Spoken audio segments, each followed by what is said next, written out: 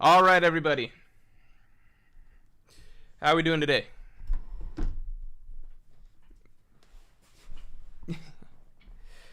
All right, good stuff.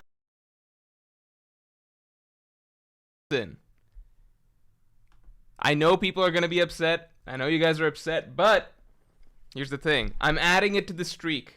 This is, I believe, 6 streams in a row, give or take, that I've been close to on time. On time or close to on time.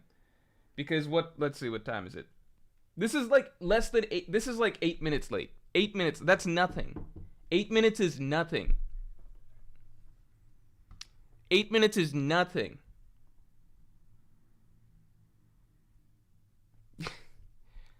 How's the mic going? Mic okay? June says changing the start time doesn't count. No, I'm allowed to change the start time. And we're not counting last Fridays because last Friday, if you recall, normally we do the chapter streams on Thursday. So last Fridays was an emergency backup stream. So Fridays I was late, but it doesn't count, right? So this is 6 in a row. I'm counting it. I'm adding it to the streak. I'm adding it to the streak. I'm allowed to change the start time, all right? All right, let's get the stream likes up to 100. How? No, this is not 40. The start time is if I change it officially. If I change the start time officially. Okay, we're doing a poll. We're gonna figure this out. Flame, thanks for being a Pirate King tier member for 17 months. Morj coping harder than Zoro stands right now. All right, so as a Pirate King tier member, as you know, your Pirate King podcast is coming shortly. I'm recording it. I'm trying to record it today. I'm going to try and record it tonight. Depends how late the stream goes. I'm going to try and record it tonight. It'll be out in either... It should be out tomorrow, guaranteed by Wednesday, no matter what. But, yeah, Pirate King podcast coming shortly. Hope you got your questions in. And Morj coping harder than Zoro stands right now. Zoro fans, I mean, I think Zoro fans. I think you guys are going to go for a good, I mean... I feel like things will shift around for him pretty soon, right? Like, there's 6 Gorosei. He's got to do some sort of contribution. It would just be comical if the 6 Gorosei show up and Zoro's only contribution for the arc is holding off Lucci, defeating Lucci. Then I don't think he's going to become the world's strongest swordsman. I think we were lied to.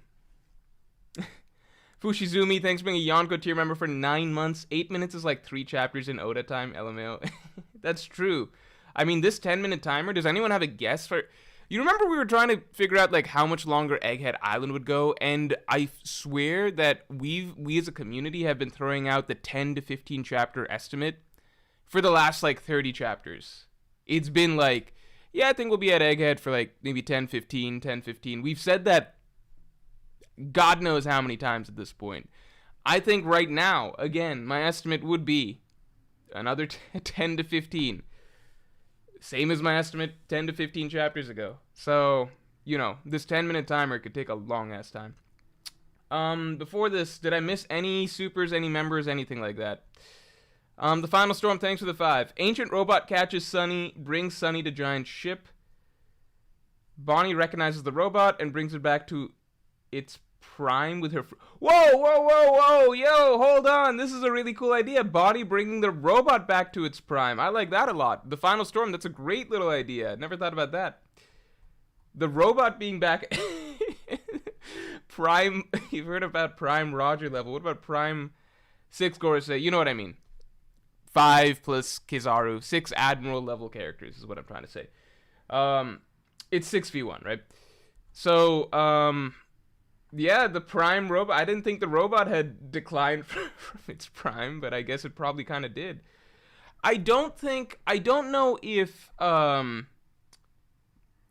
would Bonnie's fruit work on that? Because I feel like it's only worked on organic things before. I feel like, maybe I'm wrong. Let's see.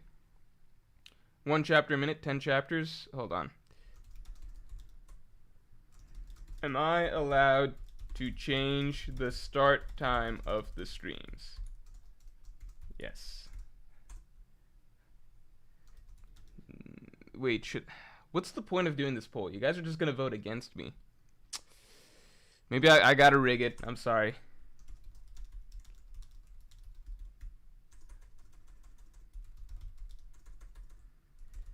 I'm sorry, I have to rig it. It's just the way it has to be. Some things just have to be rigged. Alright. Yeah, did I miss any memberships before we started this? I don't think so. She used it to age a lock. Really good memories here. I don't remember that at all. Okay.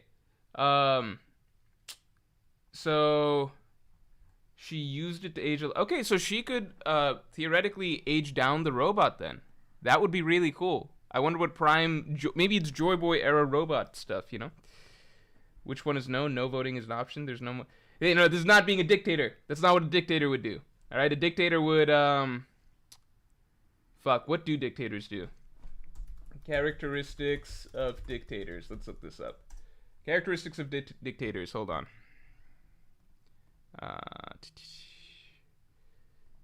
I'll prove to you guys right now.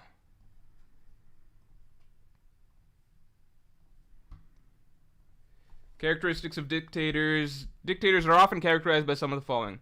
Suspension of elections and civil liberties. So I'm not doing that. This is a... We're having an election. Proclamation of a state of emergency. Shit, I did say that about last Friday's stream. But it was a state of emergency, right? It was a state... We normally don't stream on... Chapters don't normally come out on Fridays, right? So that was a state of emergency. Therefore, the schedule was all off. It's okay for me to be late. Repression of political opponents. I did kill Oof that one time. Not abiding by the procedures of the rule of law. I make the law, so of course I'm going to abide by the procedures. And the existence of a cult of personality centered on the leader. Oh no! The cult allegations are coming back. Alright, I have to I have to delete this. I gotta delete this. Alright. Don't worry about that. You didn't see anything. Alright? The point is I'm allowed to change the stream time. Alright. Denying you're a dictator is probably a dictator trait. No, come on. I feel like most dictators would welcome being a dictator, right? Like, because once you got, well, Hitler was a dictator, right? Was Hitler a dictator? Can you guys believe I majored in government politics? Once in power, Hitler established an absolute dictatorship. He secured the president. Okay. Did Hitler say he was a dictator? I don't know if he ever said it. Yeah, you probably would never say it, actually. Yeah. But that has nothing to do with me. I'm not a dictator. Alright. PenPal1058, thanks for the 7. Love the content. Been watching since the Wano report with O'Hara. Missed that shit. Oh, fun fact. Literally this weekend, I recorded... It's not a real collab or anything like that, but mild spoilers. O'Hara might be putting out a video soon that has a clip from me, basically. I recorded a clip to help him for one of his videos or something. I think he's pulling clips from various YouTubers. So, that's a thing. That's the closest to the Wand Report you'll see. Can you congratulate my girlfriend on getting into her master's thesis? Yeah, of course! Yeah, what's her thesis in? Hopefully something legit. Not like me. Not government politics. I didn't get a master's in that, obviously, but... That whole degree is BS. Cigar Verk, thanks for the 2. Iron Giant might be Uranus. Search Uranus giant robot. I saw that floating around on Twitter. I like that quite a bit. Yeah. Yeah. I like that idea a lot. It does raise the question then, what is the Mother Flame situation? Like, what is that? What do they do with that then? Like, what are they doing there? What weapon do they have there? Is the weapon itself something? Because I was under the impression that Vegapunk created the Mother Flames, but not the weapon that the Mother Flames used. I assume that the Mother Flames were, that was his part of the contribution. I don't think Vegapunk created the nuke itself that they use, right? Ooh, thanks for the 2. The sound is a bit canned and muffled. Low. Oh, thank you. Sorry about that. I don't know what's going on lately with this fucking mic. Okay, hold on. Maybe it's slightly better.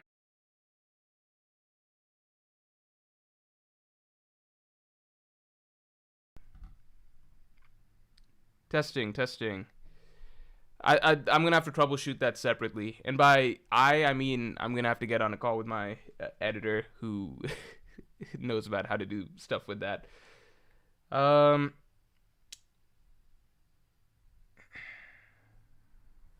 on.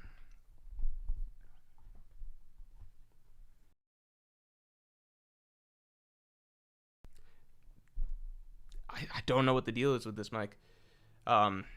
Should be good. I never move it really around except for where I move it on this desk, but I don't know. You'll have to troubleshoot it for me a little bit.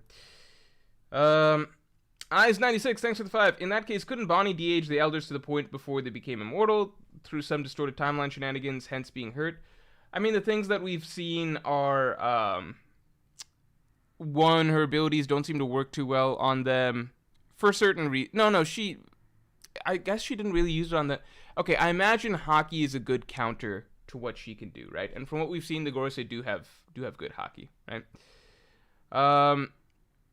Yeah, the Gorosei, I don't think that we'd be able to... I think Bonney would not be able to, what do you call? Use her abilities on anybody notable, like anybody notably strong. The Final Storm, thanks for the 2. Quick rant, the kid-in-law slander is pretty funny. No, you can't force the rants. The rants are organic. You can't force the rants. I mean, once we get... Okay, like, because this video topic is who can Luffy beat, Luffy would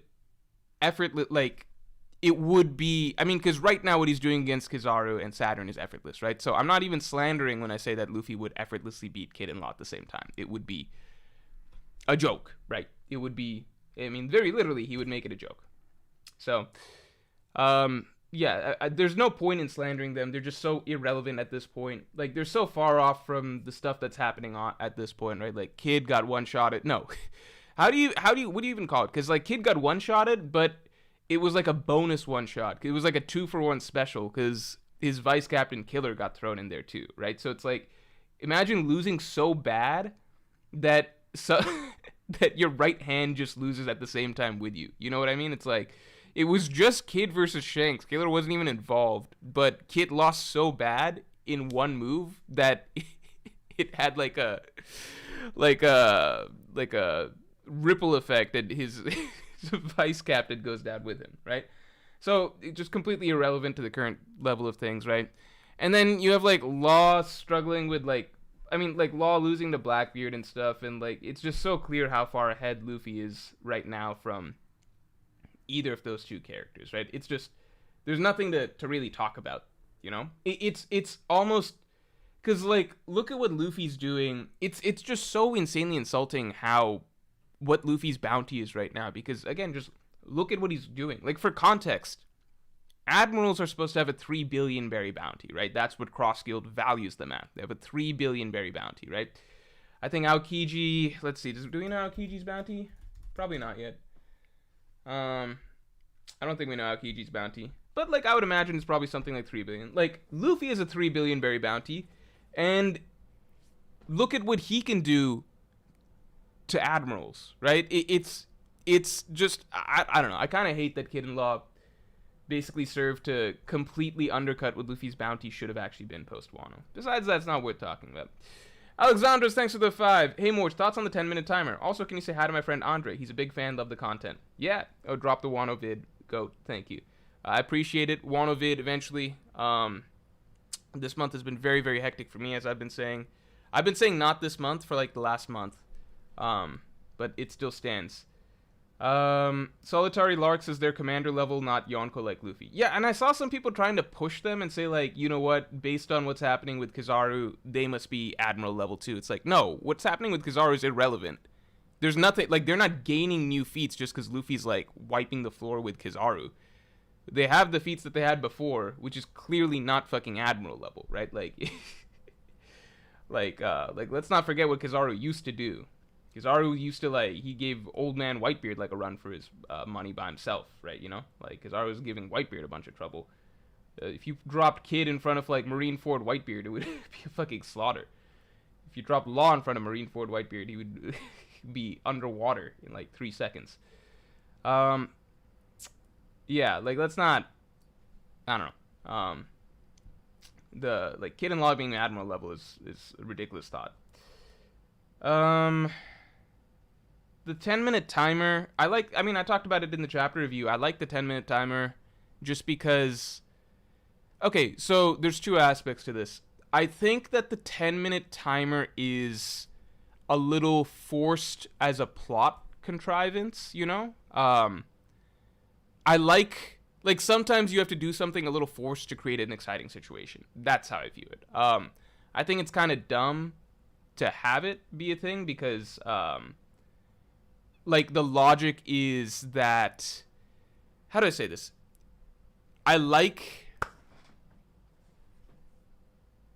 the, like, sometimes you put the logic aside a little bit just so that you have something more exciting. That's what I think it is. I'll leave it at that, basically, simply because it's exciting to have this setup where the good guys are trying to hold on. Again, like we said, like from the beginning, it seems difficult. Like Luffy and the Straw Hats, I don't think they can defeat all of the Gorosei and Kizaru and the entire Buster Call right now.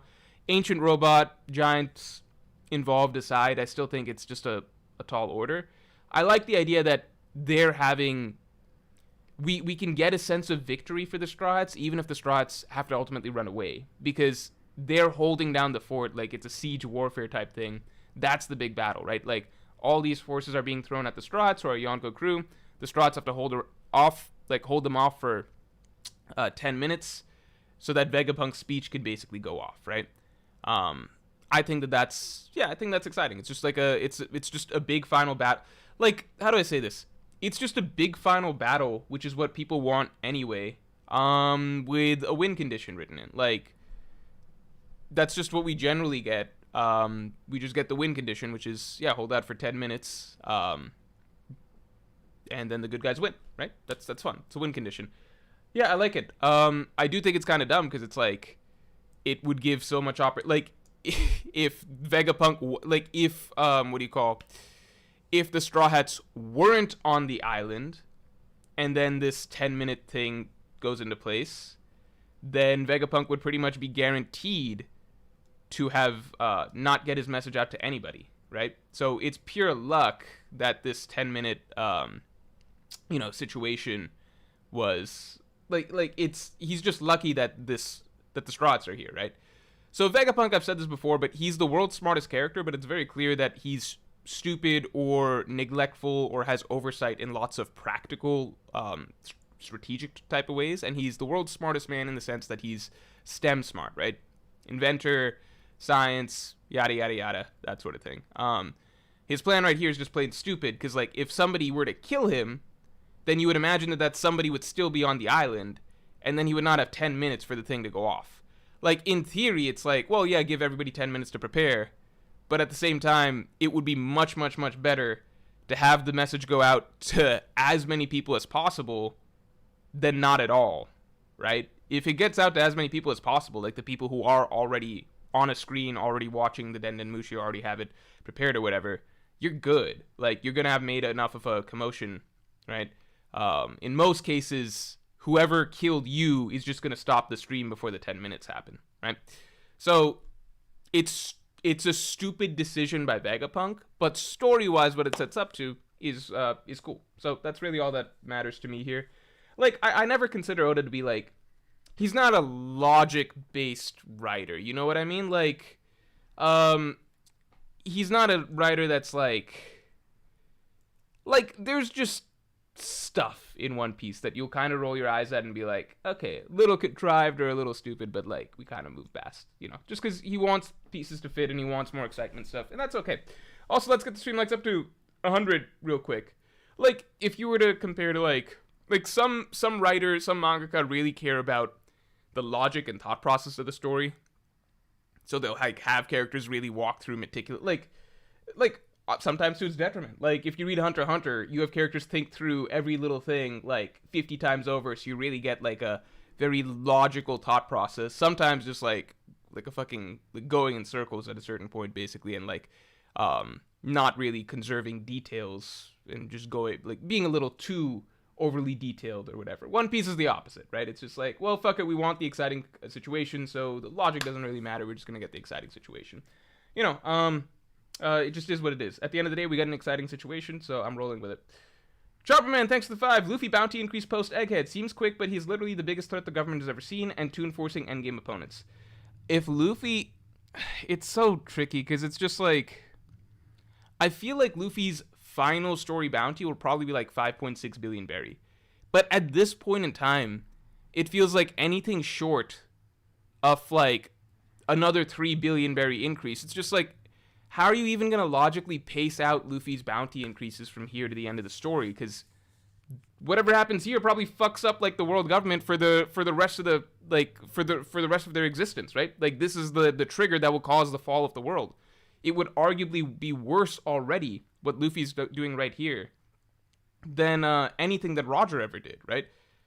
So I don't know. I have no bounty increase predictions, because like, if you're to go by like what it theoretically should be, right? If Vegapunk's message, if Luffy fucks up the Gorosei, or at least fights all the Gorosei, etc., and succeeds in making sure that Vegapunk's message, like, Luffy is essentially the one who is able to allow Vegapunk's message that ruins the world government's entire 800-year reputation. He allows that message to be spread to the world. Luffy should have the highest bounty in the history of One Piece, right then and there. Reality is, Oda might do some bullshit and be like, okay, now Luffy's at 4 bill. I don't know. 4 bill? The fuck? Why is Luffy at the same bounty as Shanks, who's done jack shit? You know? Like, that's what I'm saying. Like, what it should be, it should pass up everybody. What it's gonna be, like Wano is some bullshit reason that it's nerfed. So, I don't know what to say.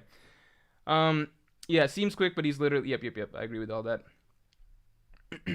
Alright, let me catch these members. Give me 1 second.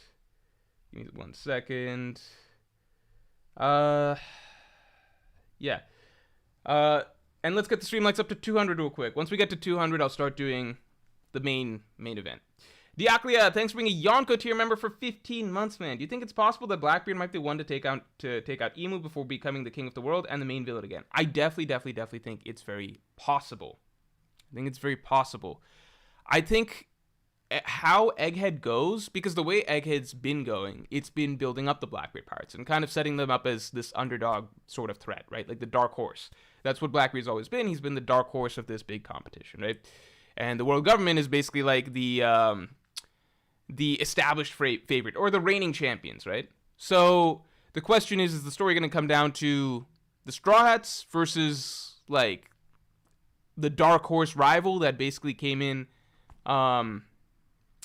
you know, like under the radar in a sense, basically, and ultimately rose to become the top challenger? Or is it going to be the Straw Hats dethroning the reigning champions? I think Egghead's going to tell us a lot, as I was saying, because it's been building up the Blackbeard pirates, but it's also been very Gorosei-centric, and that's very important because this is the first storyline of the final saga. So the fact that it's focused so heavily on these two villain groups is really framing both of them as the two final sort of problems that must be dealt with by the end of the story. If the Straw Hats are obscenely successful against the Gorosei here, then I stop feeling that the Gorosei and Emu will necessarily be the final villains. Because it would just... I don't know if Oda would really undermine the final villains of the story. Like, if we see Zoro kicking Venus Juro's ass right here, you know, Sanji beating up Jupiter or something, Luffy, like, handling 3 Gorosei at a time or something, I just don't know if I would still consider the Gorosei to be the final villains. But, you know, if it feels like, okay, the Straw Hats are really overwhelmed, but they're able to barely hold out for 10 minutes, and then they are able to escape once they accomplish their goal, we'll kick this down the line for a big rematch at the end of the story, then yeah, I could see the Gorosei being the big bad still. If I had to bet money now, I would still bet money on the Gorosei over the Blackbeard pirates, but I would love to see the Blackbeard pirates overtake them by the end of the story. I would personally prefer that, I think. Also, let's get the stream likes up to 200 real quick. Being centered, thanks for the 5. What do you think Luffy's bounty is going to be after this, Egghead? I kind of answered this a little bit earlier, but the short version is like what I think it should be. Should be like fucking 6 billion berry, right? Assuming they get Vegapunk's message off. And assuming the world gets to see Luffy fighting in Gear 5th form, which, you know, maybe they get to. But, you know, I do think that it will more likely than not... I don't think Oda's going to have Luffy's bounty pass up Roger's this quickly. It would be nice. It would just feel satisfying. It would make sense. Because Roger didn't fucking do anything that's, like, comparable to this, you know? Like, to what Luffy's about to do. He's about to fucking do more damage to the world government than anyone has ever done. More damage than fucking Dragon has ever done. And Dragon's currently the world's most wanted man, right? We know that Dragon's bounty, whatever it is, because he's the world's most wanted man, must have been higher than Kaido's and Big Mom's. If Luffy pulls this off right now, which would fuck with the world government and basically bring their whole organization to the brink of collapse in a way that the Revolutionary Army itself has never done, if Luffy were to pull that off, his bounty should be much higher than dragons, or at least higher than dragons, right? I don't think Oda's going to take that step. I feel like Oda may have, he plans so brilliantly for so many things, but I think for certain things, he may not have, like, bounty increases. I don't know if he went ahead and plotted that out bit by bit over the course of the story, and so then as we're approaching the end game and Luffy's doing huge event after huge event, then it stops being quite as logical as how Oda's going to hold it back at each increment from what it logically should be, just because he's got to prevent Luffy from passing up, Rogers probably till the end of the story, I imagine. Zkoi, welcome to the Yonko. You get access to the weekly podcast that comes out at the end of every week, so you can catch a whole bunch of those from the past if you want right now, or obviously wait till this Friday's. June, thanks for being a Pirate King tier member for 14 months. Hope you're looking forward to this upcoming podcast in the next couple days. How important do I think the video part of the broadcast will be? Most characters, Strahds included, won't be able to watch a video. I don't think it's going to matter. I don't think, because, okay, so I think that the Straw Hats watching the video doesn't really matter, right? I don't think the Straw Hats watching the video matters that much. I just saw a funny comment. Sulong Beppo says, Morj calling Vegapunk stupid for being 10 minutes late to the stream is hypocritical as fuck, LMAO. Different situations. Alright, yeah, most characters, Strahds included, won't be able to watch the video. I don't think anything in the video is going to matter to the Strahds as much, because the Strahds have never really, like, Luffy barely, like, does Luffy even know about the ancient weapons? I mean, he does. I think, like, Frankie was like, you want Pluto? Like, they vaguely know. They know the world government's bad. Like, there's not that much that Vegapunk can break down for them here that they're going to care about, right? The only thing that really matters to Luffy and everything like that is One Piece information, which I don't think Vegapunk's necessarily going to have. And then relevant to Robin is obviously lore stuff, Will of D. I don't know how much Vegapunk's going to get into that either, because I don't know if that stuff's that relevant to the world right now. I feel like things that would be relevant to the world would be revealing the evils that the world government is doing right now, weapons, what they're doing to Lucia Kingdom and stuff, and the Strahds don't really need to learn that information. It's never been that pertinent to them and what they choose to do. Sir Awesome J, thanks for the 5. Brandon King, thanks for the 2. It's broadcasting from Kamabaka, Vegapunk Big Brain.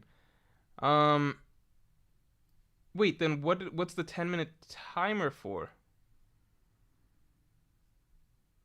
Don't they have to cut out... Wait, so then the Strahds aren't defending anything? It's just being automatically broadcast from Kamabaka? What did I miss? I must have missed something then. I don't really know what the 10-minute... Like, what's the... Like, what are the Gorosei being sent here for and stuff like that? Dhruv Dhawan. Dhruv Dhawan, thanks for gifting a membership to Wade Turner. Say thanks. Samuel Hart, thanks for the 2. Do Blackbeard pirates fight Strahds and Wano plus Fishmen? I hope it's in somewhere more interesting, like Laugh-Tale, you know?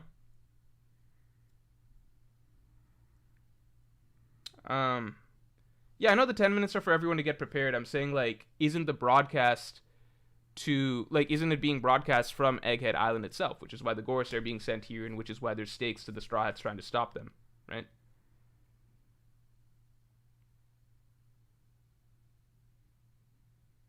No, I understand the 10 minutes for the world to set up visual snails. What I'm asking is, somebody just mentioned that it's that the broadcast is not even happening from Egghead Island. Is that established anywhere?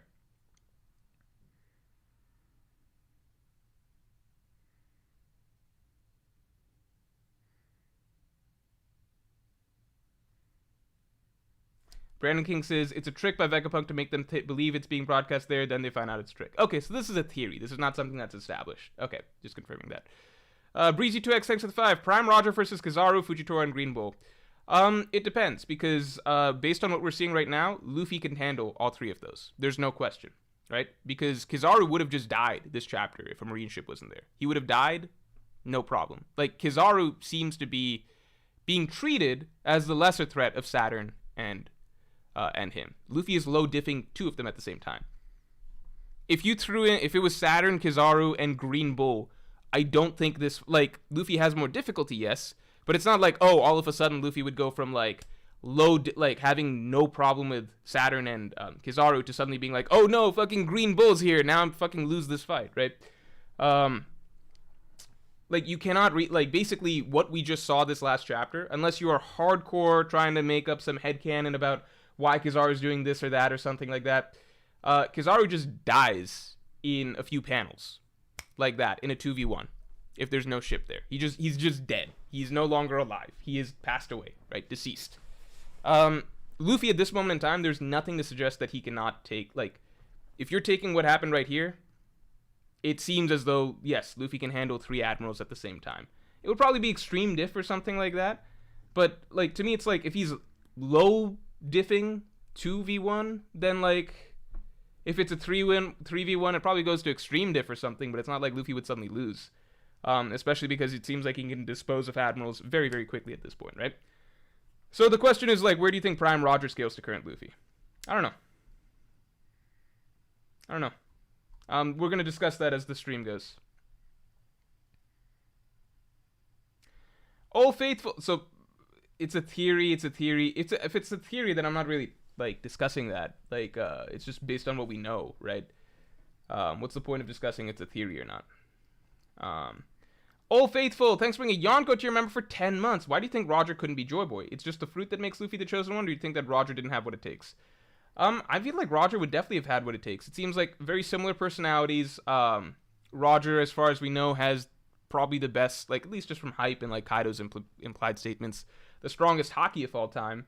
Roger would probably have been the perfect candidate for, like, my personal belief is that by the end of the story, I think that where we're headed is, like, the one area Luffy needs to catch up on is, like, getting his base fighting level, like Haki and everything like that, to Roger's level.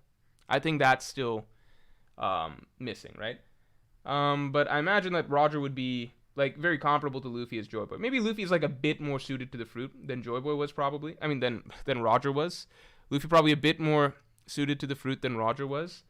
But then at the same time, like, I do think it's just one of those destiny things where it just wasn't, Roger was just not right place, not right time. It wasn't quite for him. The stars didn't align, you know? Sir Awesome J, thanks for the 5. Forgot to add my question, lol. Yeah. Did this chapter change your opinion on Serious Gear 5th Luffy not using toon attacks? No. I mean, like, my take is basically, like, it's more so just Serious Gear 5th Luffy seems to use just more force-based attacks, which I think is what we saw here, right? More force-based attacks, and just abuses his force more, like, he throws his weight around more, you know? And to me, like, Dawn Symbol, I put that in the same category of Dawn Gatling, Bajrang Gun, like, large-scale force-based attack. I don't know. The Lowman, thanks for the 2. No One Piece characters can beat 3 admirals at once. Why do you say that? Like, we just... why? What are you talking about? Like, do I need to... Are you reading the same chapter as I am? What happens when suddenly you added, Luffy's low diffing 2 at the same time. Low diffing 2. Why do you think if you add in a third, something just drastically changes? To the point that, like... And Luffy's not even the ceiling, right? You say no One Piece character. Imu is stronger than most likely all 5 Gorosei combined.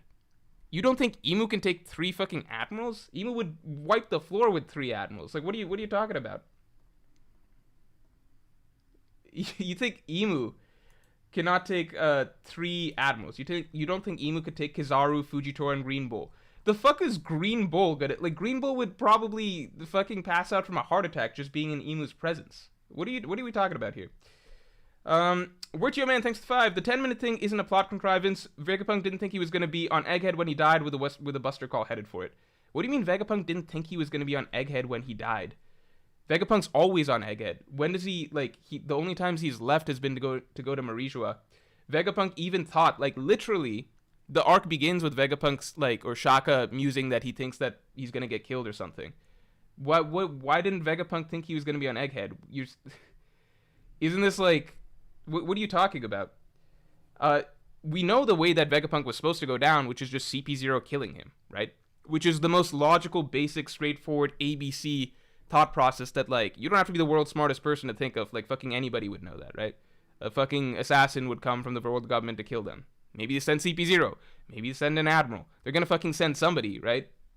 Somebody gets sent to Egghead Island to kill Vegapunk. Does Vegapunk think, like, oh, the only time I die is if I'm on fucking vacation? Oh, man, I really hope, like, oh, man, the world government, they'd only kill me if I'm on vacation, right? What are you talking about? How does that even make sense? It doesn't even, the Buster Call is not even relevant. If Lucci killed him, like was the initial plan, except the straw had saved him, if Lucci just killed him, like Vegapunk was lucky didn't happen to him, then the fucking broadcast goes off, and then Lucci's ordered to stop the broadcast. Lucci stops the broadcast in 10 minutes. What's, like, that's the most standard... That's not like some crazy scenario. That's just like the most standard, obvious thing that would happen. Arena says, trust me, the broadcast is from Kamabaka. That's what. Why are so many people certain that it's from Kamabaka? If it's from Kamabaka, then props to him. Then, like, he got it. I'm just going with the information that we have. So if it's from Kamabaka, then, like, yeah, not stupid at all, Vegapunk. He obviously knows his shit. But if it's from Egghead as is being broadcasted, then you know, it is a stupid decision, right? Like it's like stupid to the point that the average like forget the world's smartest man, like the average person in general would think not to do that. Dan, thanks for being a Pirate King tier member for 2 months. Morj, if Oda died and you had to pick 3 One Piece YouTubers to write the ending, who are you picking? I'm not playing this game, unfortunately. I'm not playing this game. 1, we would all do a bad job. So let's just say that. None of us. None. That's my answer. Nobody. That's for sure. But thanks for the question. I appreciate it. Also, I don't want to upset anybody. Die, thanks for the 10. Oda brings attention to the message being video. The signal will be cut, but Kizaru can funnel the signal through his fruit instead. Since he can only transfer the light, Oda can hide the info of the audio. That's an interesting idea, too. I really hope that Kizaru is able to come in clutch in some way, in the wake of Vegapunk's death, and just make a difference. Rodrigo Liaga, thanks. After 1109, how strong do you think OG Joy Boy was? I mean, strong enough to fucking take 3 admirals, that's for sure. But look,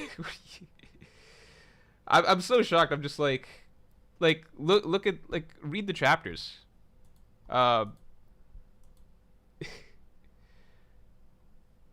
Like, you think, like, this is Luffy who barely fucking knows how to handle Gear 5's powers, right? He's had it for like a week, right? This is Luffy, nowhere close to whatever Joy Boy was doing, right? Let's see what happens, right?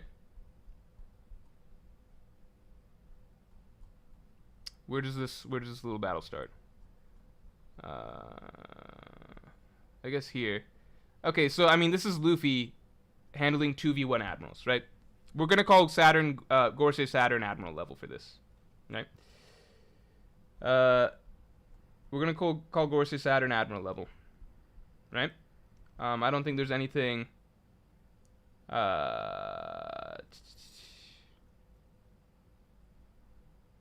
Like, this is easy for him, right? Do you think he's struggling right now? No. This is what we would call low difficulty for Luffy. Low difficulty for Luffy.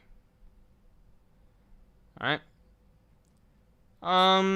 Here's Luffy dodging 2 admirals' attacks. Nope, no problem. Like, show me where he's having a problem. Alright. This is Luffy handling, like, no One Piece characters handling 3 admirals, right? This is Luffy doing it to 2, like, these are 2 admirals, 2 admiral level characters right here. There is still no difficulty whatsoever from Luffy. There's nothing that you can point to so far that suggests that Luffy would have trouble if this was 2 instead of 3. This is very, very easy. If Luffy was handling 2 characters at the same time and struggling and going extreme diff or something, then yeah, you could say, like, a 3rd admiral would tip the scales. But this is just, like, light work. This is essentially... there's not, like, what the fuck are you talking about here? I'm very confused. Okay, so he throws them away. So, 1 admiral dies here. Kizaru's just dead. There's a marine ship here, so he's very lucky. But, you know, if you take pure plot armor out of the equation, we're saying just a hypothetical battle, Kizaru dies, right? Kizaru's dead. Some people think Saturn is past Admiral level. Let's just look at the one character who we know is Admiral level here. He just died with minimal difficulty, right? Minimal difficulty, right? Saturn has some specific abilities that allow him to regenerate quite a bit, which, you know, Fujitora, Green Bull, the other admirals you're thinking of wouldn't have. If Saturn was an average admiral like Green Bull or something, or Fujitora, he would die here too. Like, there's no reason that he wouldn't. That's like, why do you think that no character can handle 3 admirals? I used to be on that boat too, by the way. I used to be on that boat too. I used to strongly believe that there's no character in One Piece, not even Prime Roger, that could handle 3 admirals. Forget whoever, right? I thought Emu, because that's like outlier type stuff. That's the god of the world, you know? I used to think that, right? But I changed with new information. I did not think that Luffy was this strong before this arc started. I did not think that Luffy was this strong before we got to this fight. I really, really did not believe that. I just take new information as we get it. There's, like, I try to remove preconceived biases. I'm reading this straight up. There's, like, you read these interactions. There is nothing that suggests that this character is having trouble. There's nothing that suggests that these two characters are, like, pushing him whatsoever. It is very, like, I cannot read these panels and, like, what are you supposed to imagine? Like, pretend this isn't Luffy. Pretend you're reading the story. Like, pretend you're reading Joy Boy, right?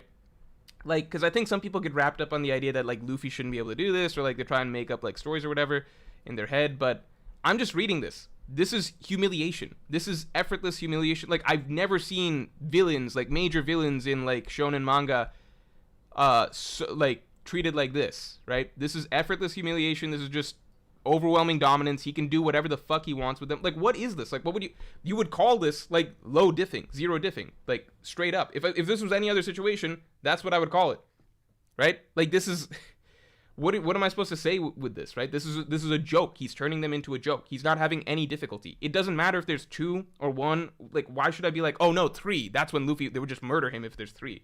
He's zero diffing them, right? Like what? I don't know where people are, like, I feel like it's people clinging to their previous assumptions, which I'm not trying to do. I'm just going off what the fuck I'm reading. This is as plain, clear as day as it can be.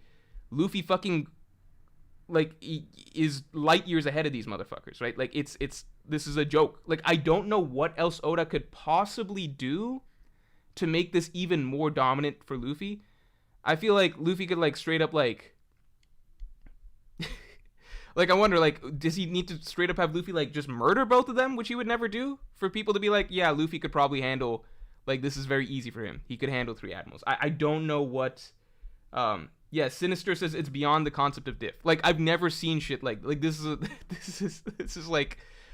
essentially, he's essentially treating them like fodder, right? They are essentially fodder to him. That is what is happening right now. Saturn is not, simply because Saturn has a type of regeneration that Luffy doesn't know how to deal with. But in terms of combat ability, this is what you would call fodder. Like, call a spade a spade. Like, I don't know why people are really stuck in, like, what their previous assumptions are. I was also of the opinion that, like, you know, nobody could handle multiple admirals at the same time, but this is Luffy easily handling multiple admirals. There's no other way you can spin this unless you're insanely biased. Like, what the fuck is this? Like, what the fuck is this? What's happening right here? This is a joke. This is fodderizing them, right? I don't know. He's Bellamying them, essentially. It's, it's as close to, because, yeah, Kizaru's not knocked out, but if there was no ship here, he'd be dead, which would be worse than Bellamying him. I don't know what to say. It's meant to be gag attacks. Again, Kizaru just dies. If there's no ship here, Kizaru is dead. He literally, like, Luffy essentially, it is established right here, right, that Luffy can kill an admiral with basically zero difficulty while handling another admiral if he so chooses, right? There's, I don't know.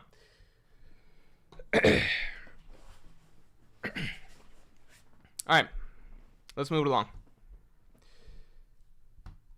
Oh, wait, Luffy rope skipped Kaido and turned him into a balloon. You have isolated recency bias. Is Kaido fodder now? No, the difference is that we can. Is it the same thing? If you really want to pretend it's the same thing, let's pull up those panels.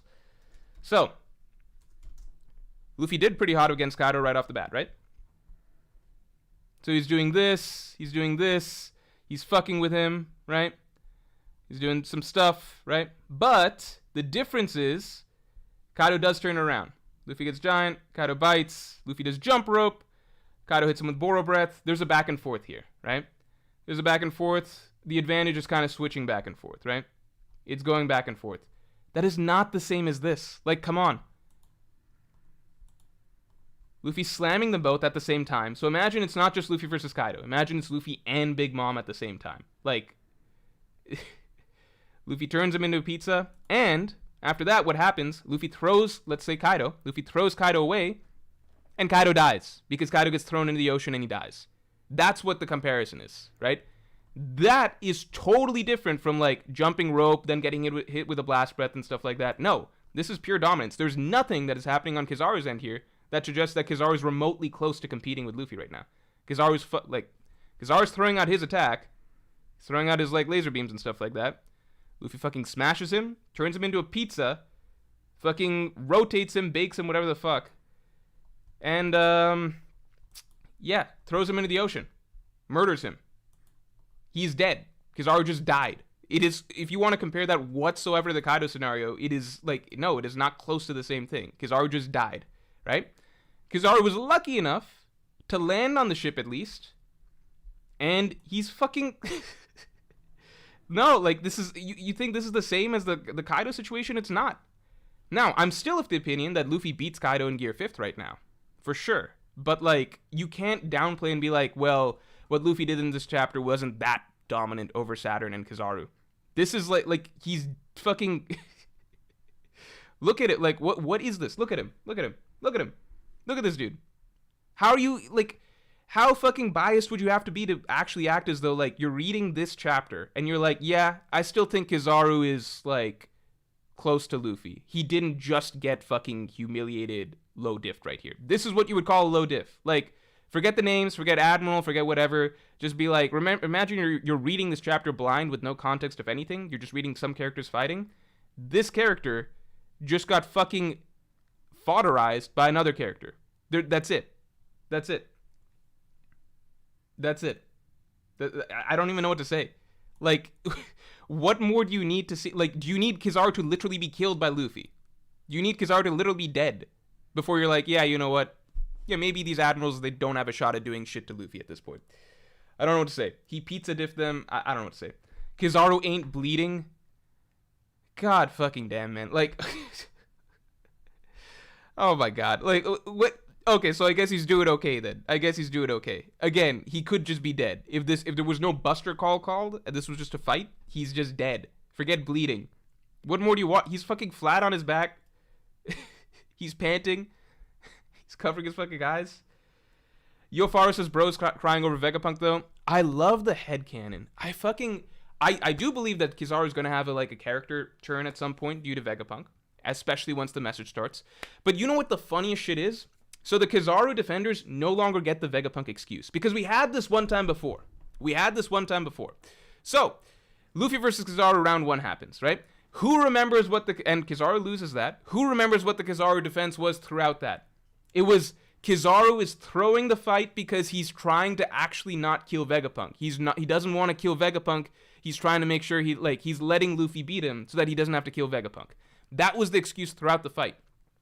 You couldn't actually disprove that back then, so I actually entertained it. I was like, that's possible. If you go back through my chapter reviews, stream discussions, etc., again, we only have the information we have at the time, so I treated it as possible. It's like, I think Luffy's just gotten the better of him. We also get some internal monologue from Kizaru, but at the same time, I was like, yeah, you know what? It's possible. Maybe Kizaru's really holding back or something like that because he doesn't want to kill Vegapunk. He's throwing the fight so that he doesn't have to kill Vegapunk, right? That argument immediately ended the moment that Kizaru killed Vegapunk, right? So it turns out that whole made-up argument for Kizaru was in fact headcanon, right? No, in each one of those instances, Kizaru was trying to kill Vegapunk. Vegapunk had actually practically gotten away, then Kizaru fucking speed blitzes him and kills him, right? So, that argument died. Now they're coming up with a new argument. The Kizaru defenders are coming up with a new argument, which is like, well, now this stuff doesn't count because Kizaru's sad over Vegapunk, right? Hey, maybe it's true. Maybe it's true that Kizaru right now can't fight to the best of his ability because he's mourning the death of Vegapunk. You can still succeed in doing what you wanted to and regret having done it, right? That's definitely true.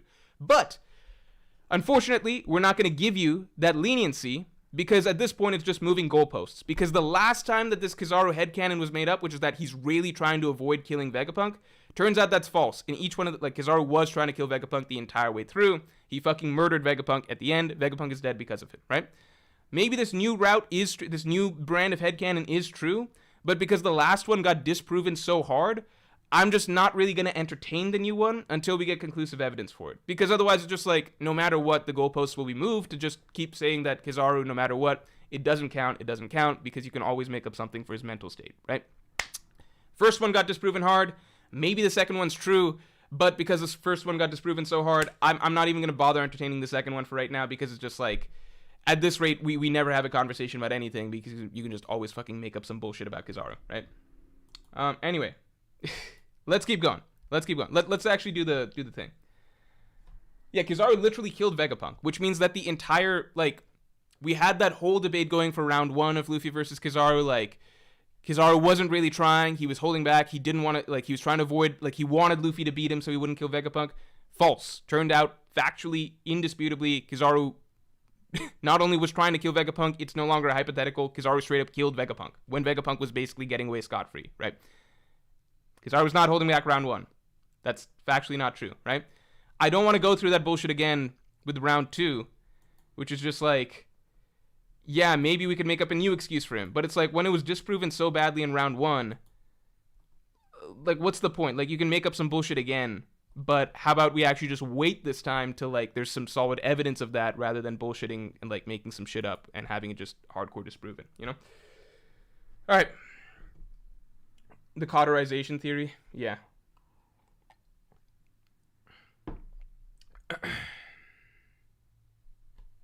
All right. Let's actually do some Microsoft Paint shit. Wait, let me catch the supers real quick and then we'll get into it.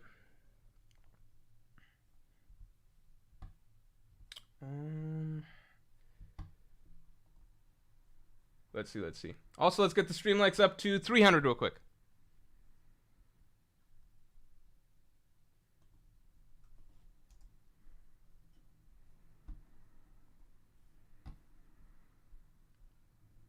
All right.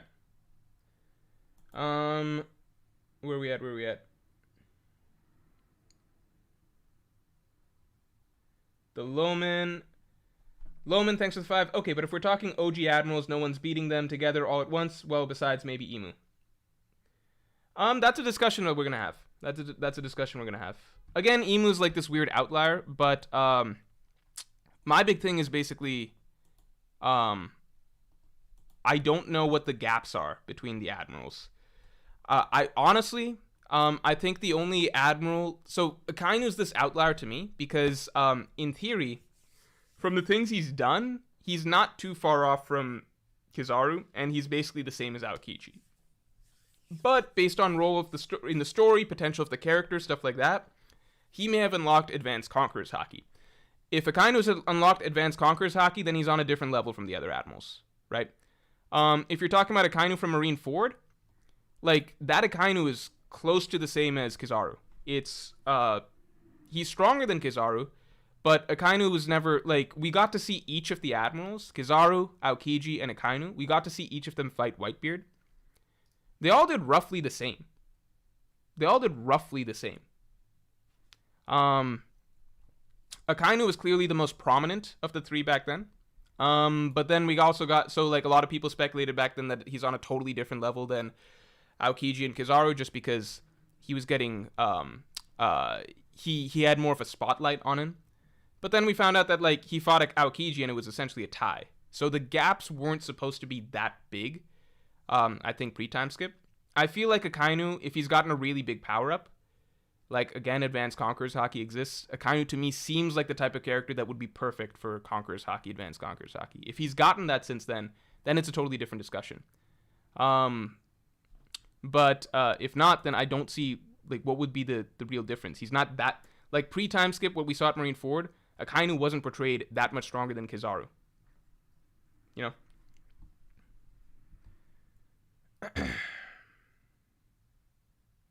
A Being says Kaido uses blunts. Oh no, I don't know what we're talking about. Kaido. BeatGamer99 says Akainu is the most attack power of the OG admirals. Yeah, but that's like saying, well, Kizaru is the most speed of the OG admirals. Like, it's true, but like Luffy just destroyed like a giant fucking like a island-sized magma dragon. I think we're kind of past the point where like the specifics of like what ability like is using magma or like lasers or whatever. I don't know how much that matters, you know. We already saw that Luffy can literally grab a speed of light character out of their speed blitz or whatever the fuck you want to call it, you know. And we also already saw that Luffy has no trouble with like dealing with giant amounts of magma. I think Akainu needs advanced Conqueror's Haki to beat Luffy now. All right, yeah, we're getting there. We're getting there.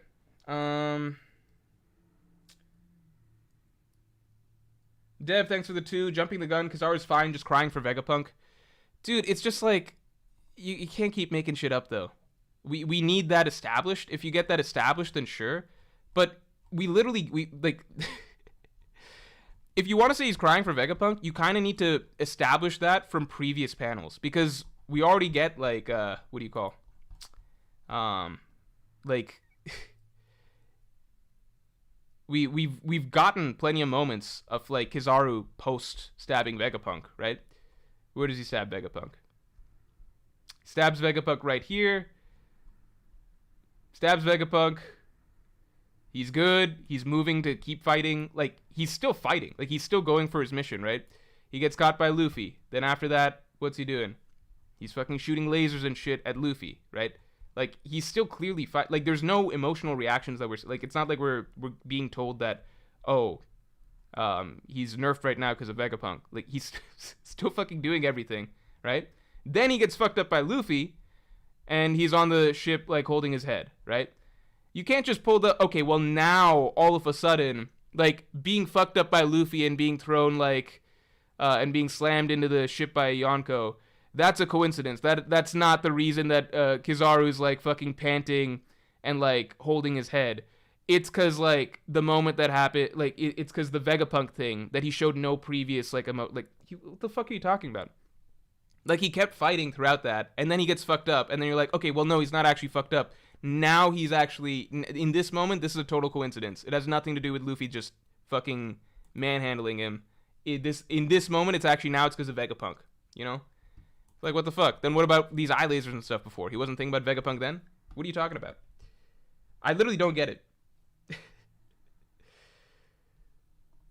Because it's an unlosable situation, because it's like every moment that Kizaru gets fucked up, it's like, oh, well, actually, in this moment, he was thinking about Vegapunk. In this moment right here, he was thinking about Vegapunk, right? He's not feeling any pain right now. He's upset about Vegapunk. When he was going speed of light to attack Sanji and got grabbed, he was slow because he was thinking about Vegapunk, who he just fucking stabbed and killed, right? When he was shooting these eye lasers, right? They would have hit Luffy. But he was thinking about Vegapunk. It's like, what the fuck are you talking about? Tom, thanks for the 5. Peep this tier list and tell me if I'm missing anyone. I probably am. Sorry for bad crop. Oh, I'm not making a tier list off of this one, dude. I'm not making a tier list, but let's see your tier list. I'll pull it up on the side, and this is not a tier list, but actually, no, you know what? Maybe we could do this. We could do something like characters Luffy could definitely beat, maybe beat, possibly beat. We could do that. That could be fun. Would you guys prefer that or Microsoft Paint? Chopperman says, skip my second super. Let me take a look. I'm sorry if I missed it. Give me a second. Chopperman says, Luffy bounty increase post Egghead seems quick, but he is literally the biggest threat the government has ever seen, and tune forcing endgame opponents. I think I addressed this. I thought I went pretty in-depth into this, which is that, like, yeah, I think he's it's Joy Boy reincarnated. Assuming he allows Vegapunk's message to go off, then he will have facilitated basically the downfall of the world government. He should have the highest bounty increase period in his life, and also the highest bounty of any character ever, but I don't think Oda's going to do that soon. I don't know what your second super was. I don't see it. Rodrigo Aliaga, but can Kizaru beat Big Mom if he happens to be fighting on a floating island over a volcano with a storage of nukes just below? Listen, so many characters. Yes, 100%. Kizaru takes Big Mom in that situation, no question. Nukes, explosives are a weakness as established. Flame, thanks for the 5. The only argument you can make to downplay current Luffy is that he says he could not hurt Saturn, but he still handled Kizaru with ease. And with Saturn, there's the strong possibility. Obviously, this is getting into theory, and theory's theory. But as many believe, it might be immortality operation. In which case, it's not even a Luffy thing. It's just like fucking. That's just Saturn, right? Read the tier list title. What's the tier list title? Morj slander tier list. Oh, that's I didn't even read it. Morj slander. Oh, this is fun. We're gonna do this real quick. Slander tier list. Okay. Characters that I slander the most. I mean, I don't even talk about Apu. Like, okay. Top tier targets. This is fun. Once in a while is good. I don't even bother these guys that much. Who cares? Let's see. I don't know if I need a D. Let's do this real quick. We'll speed through this. Apu. I don't think I talk about Apu that much. Is this Beppo? You didn't even put Beppo's head. I feel like you're slandering them. I don't talk about Beppo that much. Big Mom. Yeah, once in a while is always good. Is this fucking Bogard? You were real sloppy with this tier list, I must say. Once in a while is good. I don't think I don't talk about Bogard that much. Brook, I don't slander Brook. I'm gonna add another tier. I don't slander Brook. I slander people that overpraise fuck. I slander people that overpraise Brook. Hold on. I don't slander them, I swear. Brook. I don't think I slander Burgess much. Dragon, once in a while is good. I don't even know who the fuck this is. Oh, Green Bull. Green Bull's a top tier target. Hawkins. I think Hawkins is once in a while. Jack is. I don't. You know what? I don't slander characters. Oh, John Bart. I did it once. I did that once. Jinbei. Really? It's these two. These two belong up here. Green Bull, I don't think I slander that much. I slander Sabo a good amount, I think. Oh, fuck. Yamato. Okay, no, Sabo doesn't belong here. Are these just all the scabbards? I don't bother them that much. Once in a while is good. Mihawk, I don't think I slander that much. I think Mihawk fans. I think I slander Mihawk fans more than Mihawk. I don't slander. If I was not part of the One Piece community, I like Mihawk a lot. Mihawk's one of my favorite, like legitimately one of my favorite characters in One Piece. But it is embarrassing to read like people just be like, yeah, Mihawk, strongest pirate in history. Why? Because he has a black blade. How explained are black blades to us? Not at all. But he's just stronger than obviously Prime Roger, Prime Whitebeard. No one ever talks about him being the strongest pirate in history, though. I don't know why. They just don't. But yeah, strongest pirate in history. Who did he beat? Just Shanks. But great, most powerful pirate in history. Top 3 strongest characters in One Piece history. Probably Emu, then a tie between like Joy Boy, Ryuma, and Mihawk. That's legitimately how some One Piece fans scale the entire One Piece history. Like, that's, Jinbei, once in a while is good. Sometimes here, but he's not as bad as those guys. Shiryu, I don't think I talk about him that much. Okay, alright. Anyway, that was fun. Let's move on. Where are we at? Yeah, the only argument you can make to downplay Luffy is to say he could not hurt Saturn, but he still handled Kizaru with ease. Yep. Just Law, thanks for the 2. Luffy blindsided Kizaru many times. Why do you ignore him? See, the thing is, what do you mean? I don't even know how to respond to that, because it's like, what is the definition of blind? Like, one, I don't even know what to say here, because it's like, what do you mean blind? Like, they're fighting. They're all here. They're literally all here. Like, it's Luffy, Kizaru, Luffy and Sanji versus Kizaru and like, what's blindsiding? What do you mean he's blindsided? Like, this is the setup, right? Like, where's the setup? Like, this is the fight. Like, it's here. It's Kizaru versus Sanji and Luffy. Like, this is the setup. This is the fight. This is a fight. It's not like Luffy's coming out of fucking nowhere. They're all fucking fighting. Luffy's like right fucking here. It's Luffy, Vegapunk, Sanji, Saturn. Kizaru stabs Vegapunk. Luffy's even yelling and shit. Isn't Luffy like right here? No, that's Sanji. Luffy's yelling fucking Apple Man. Luffy's right here. Kizaru's coming at him. Like, what do you mean blindsided? Luffy's just too fast for him. What does that even... It's not even like Kizaru's just standing around. He's fucking going into his fucking speed of light mode or whatever, and Luffy fucking captures him. What is blindsiding him? What do you mean? They're in a fucking fight. They're all fighting. It's a fight. Bunfagum, thanks for the 5. Morj, why didn't Vegapunk just play his message on repeat? Is he stupid? Yes. That's actually a great point. Would any of the Vegapunk defenders explain? KO4 says, Morj, you missed my super. It's been twice already. No, your super's your thing's next. It's on Indian cinema. I don't think I saw a previous one from you. I'm getting to you. You're right. You're next in line. Yeah, why couldn't he play it on repeat?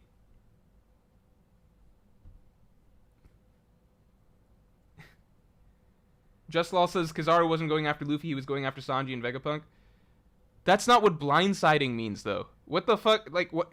You think blindside means that he didn't even know Luffy was fucking there. Luffy's there. He's literally in the scene. He's yelling and shit. They're part of the same fucking brawl. Keep in mind that Luffy's, like... I can't, like, the mental... the mental gymnastics to make that argument. You realize that, like, Luffy's having to catch Kizaru while Kizaru's moving at the speed of light at the same fucking time as Luffy is capturing, like, pinning down Saturn. Like, you think Kizaru's the one fucking handicapped here? Luffy's having to capture Kizaru he's having to deal with Kizaru with one hand while he holds off another stronger character with the other hand. And you're actually trying to argue that Kizaru's the one who's handicapped or it's an unfair situation. Luffy's having to 2v1 at the same, like, what? Like, this is, okay. I'm going kind of crazy because I'm just like, what Luffy's doing right now is so cool.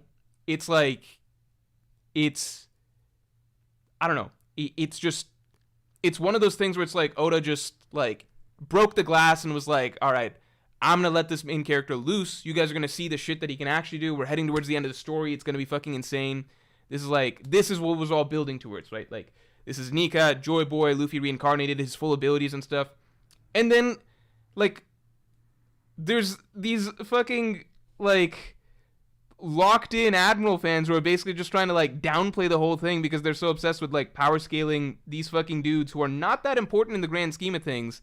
And they're trying to make them save face no matter what. And they're just like, well, actually, like, I don't know. The amount of well actuallys that I've seen that make no sense. It's just, I don't know. It's disappointing to me because it's like, you don't need to be you don't need to be a power scaler to to read this scene and understand what the fuck is happening. Which is, it's just like, yeah, the main character's going off. When he goes off, like this is just beauty. Like, this is just like, holy shit. When Luffy wants to, he can humiliate any character, or at least vast majority of the strongest characters in the story, right? This is not like a power scaling moment. This is just like, holy shit, this is so cool. This is what he can do.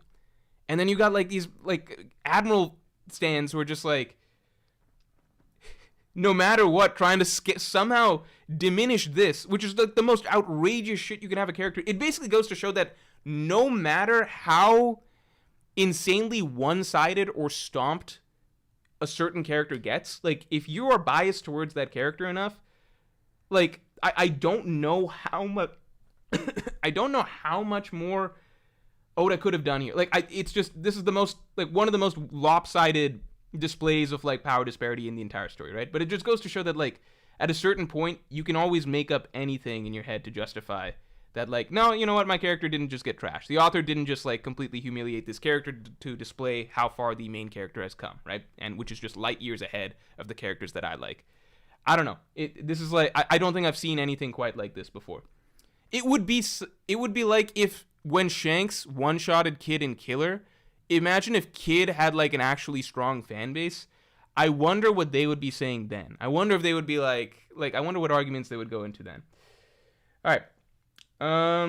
Tom saying, I can make a tiered list for the stream topic right now if you want. You could quickly fill it out after doing Microsoft Paint shenanigans. Let's see. No. I'll do a poll and see what chat wants.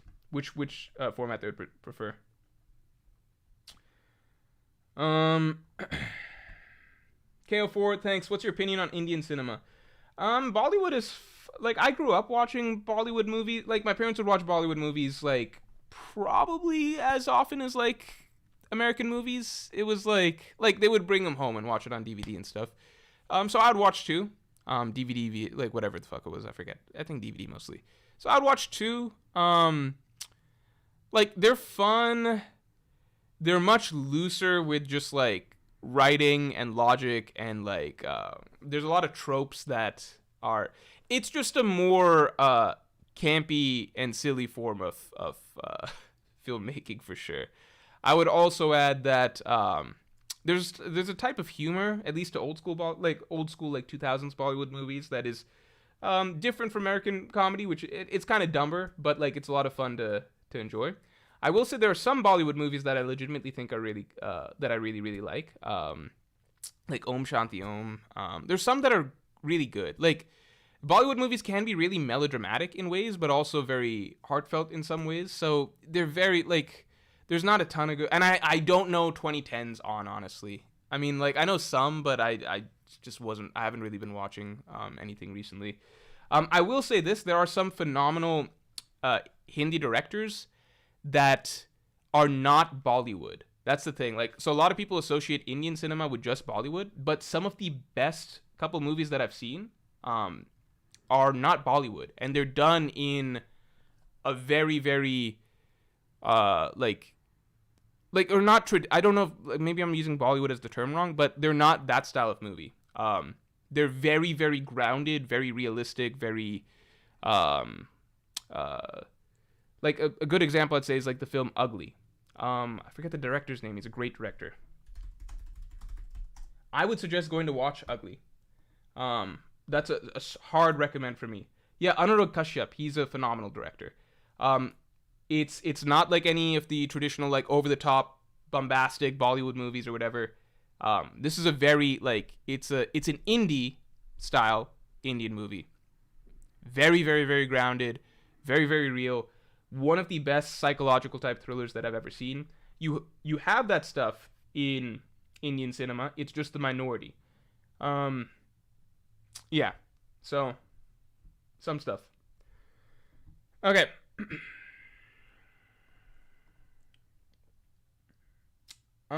Stanley Barton, thanks for the 5. Morj, do you still think the Admirals have Awakening, and if so, why? Also, Luffy and Zoro have not used Conqueror's Haki for no good reason yet. Why? So, I mean, with Luffy in Gear 5th, let me start with this. Zoro not using Advanced Conqueror's Haki, I think it's established, kind of, that, for him, that's a little bit harder. It was pretty exhausting when he was using it with Enma. Maybe that's an excuse, I don't know. Could just be Oda not wanting, Advanced Conqueror's Haki seems like a very high-level technique. So maybe he doesn't, bringing it out against Lucci, I don't know. There's also the possibility that he's been using it, which would be very embarrassing. Luffy and Advanced Conqueror's Haki, I don't fucking know. Because with Gear 5th, so you gotta understand that with Gear 5th, Oda kind of started getting very loose with how he draws Advanced Conqueror's Haki. Because even if you go to the Kaido fight, Oda stops doing the no contact effect when he has Luffy use Gear 5th. There's plenty of contact. Part of it is to have the visual gags, right? Like a fist going through someone's face and stuff like that. It only works with with contact, right? So I don't know why, you kind of just whatever, hand wave that aside. So it's possible that Luffy has been using Advanced Conqueror's Haki. It's actually possible. The other thing is Kaido mentioned at one point in the Gear 5th fight against Luffy, he was mentioning that in that form right now you're using, you're coding yourself with Conqueror's Haki or something like that. So maybe it's just supposed to be assumed that whenever Luffy uses Gear 5th, he's also starting to use Advanced Conqueror's Haki. I think that's an area that Oda's been very vague, and it's just, fortunately, something that we have to deal with. It's just the way shit's going to be forever. Stanley Barton, thanks for the 5. No, we covered this. JP, thanks for the 5. I'll never forget the Mihawk fan who was telling me that if Imu was a swordsman, then Mihawk is greater than Imu. It's just, it is what it is. Sandesh who? Kizaru takes damage, Saturn doesn't. Saturn greater than Kizaru. I mean, I don't think it's that simple. Because, like, I imagine Kizaru's upper end offensive abilities are higher than Saturn, right? I don't think just taking damage or not is everything. And as for the Awakenings question, sorry. Stanley Barton brought up Awakenings. I still feel like we should be able to see Logia Awakenings. Hopefully this arc, I mean, it was teased. So I still hope that, like, Kizaru has been holding at least one ace up his sleeve, which would be Awakening, right? So maybe if Kizaru uses Awakening or something like that, then we would have a new conversation. Like, if Kizaru fans brought that up more, like, he might have Awakening. Maybe his Awakening would change things or something. I think that would be interesting, right? Because ultimately, Kizaru's having to fight someone that's using their Devil Fruit Awakening while Kizaru's not using his. But would all the Admirals have Awakening? I like to think so. I like to think we should see a Logia Awakening sometime soon. I do have a little bit of a theory as to how Kizaru's Awakening could come into play this arc, but I'm not going to share it just here because it's something I started thinking of last stream, like live last stream, and then I decided to save it for a video, so I'm going to save it for that still. Dr. Doom, thanks for the 5. Shanks, Blackbeard, and Dragon can leech off Luffy's feats. Their stocks only increase along with Luffy's. Same cannot be said to someone like Mihawk. I mean, you could argue that Mihawk's feats, like, Mihawk can leech off of Shanks' feats, right? Depends once we get more understanding of, like, exactly... like, let's put it this way. Like, if Shanks is straight up, like, what we've been seeing is what we're getting, like, he just fights with a sword, does every move with a sword, then, yeah, all of Shanks' feats go to Mihawk. Same 1-to-1. Not even 1-to-1. Mihawk's better, right? So Shanks, like, if, on the other hand, Shanks starts doing some stuff, like, without using a sword or whatever, then it's a messy gray area. Blackbeard and Dragon, I don't see how they leech off, like, how do they leech off of... How does Shanks, Blackbeard, and Dragon leech off of Luffy's feats? Nothing Luffy's doing right now gives any credit to them. You know? They need to do their own thing. You know? Especially Blackbeard. Like, Blackbeard can't be... Like, Luffy's doing this with zero difficulty, taking 0 damage against characters way stronger than Law. Whereas Blackbeard was fucking, like, struggling against just Law. While Blackbeard had his entire fucking... crew with him, or at least half his crew. Bunfagon, thanks for the 2. Have you come to like Zoro's arc in Wano? No, because he didn't have one. If he had one, I would maybe enjoy it.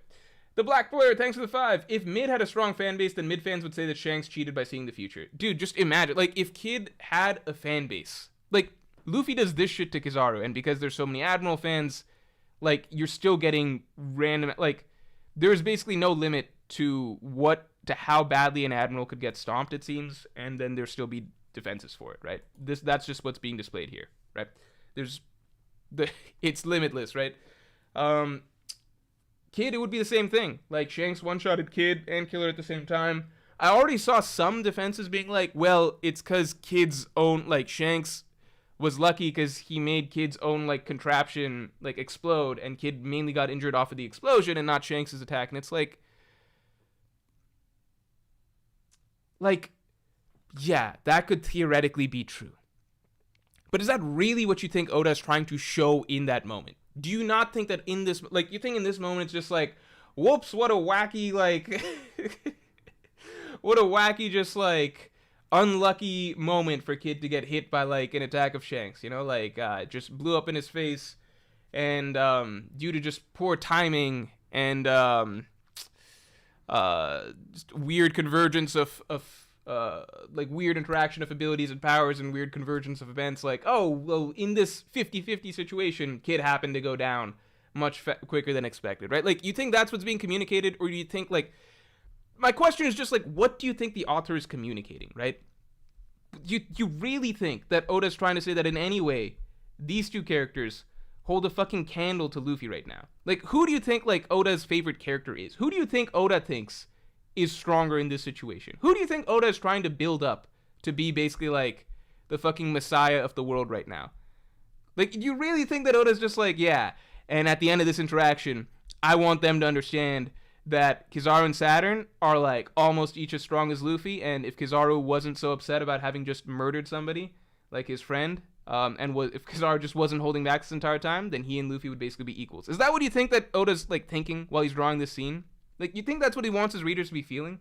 That's all I gotta ask. Like, when you see Shanks one-shot Kid, do you think he's thinking like, I hope all the readers understand that all that's happening here is basically two equally matched attacks clashing, and Kid's happens to backfire because it's just a mechanical construct or whatever, and therefore it has a unfortunate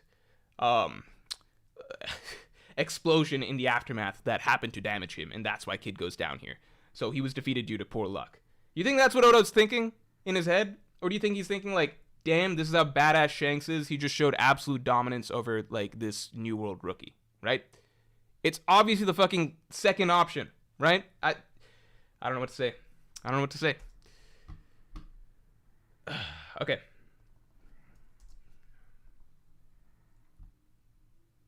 The reason I'm heated about these moments is like, it's not just power scaling, right? Because this is like a moment, what we're looking at right here, that it kind of goes beyond power scaling. It goes to kind of the momentum of the story itself, like the emotions that you're supposed to, the emotions the author is trying to evoke here, right?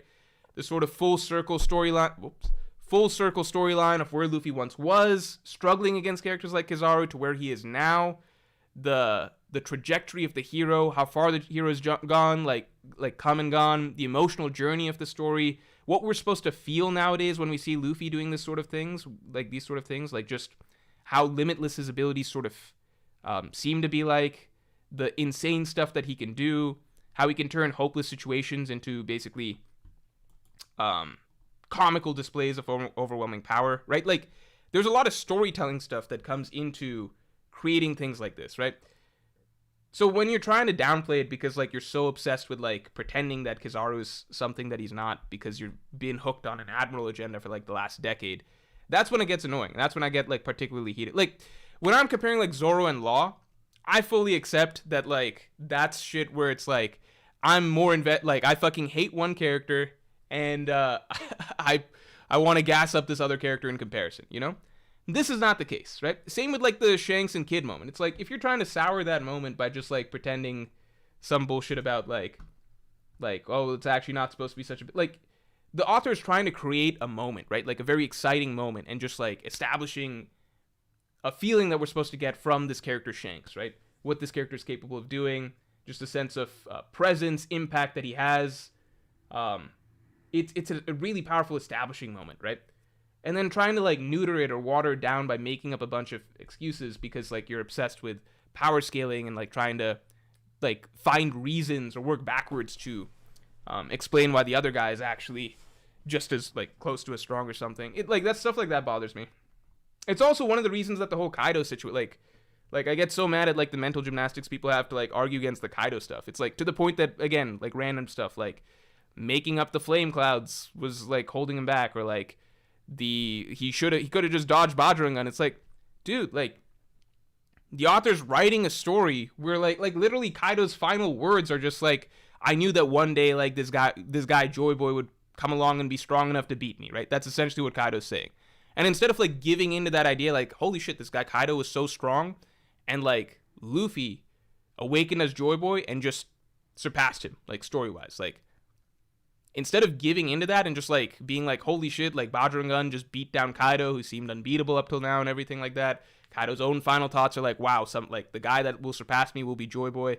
Instead of, like, giving into all that, it's like trying to come up with reasons that are antithetical to what the story is trying to convey, just to cling on to, like, your previous power scaling beliefs.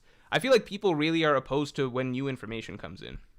Again, like, I've always said, like, for me, anytime new information comes in, I change my opinions. Like, you can see that pretty consistently. You saw my top 30 list I had before.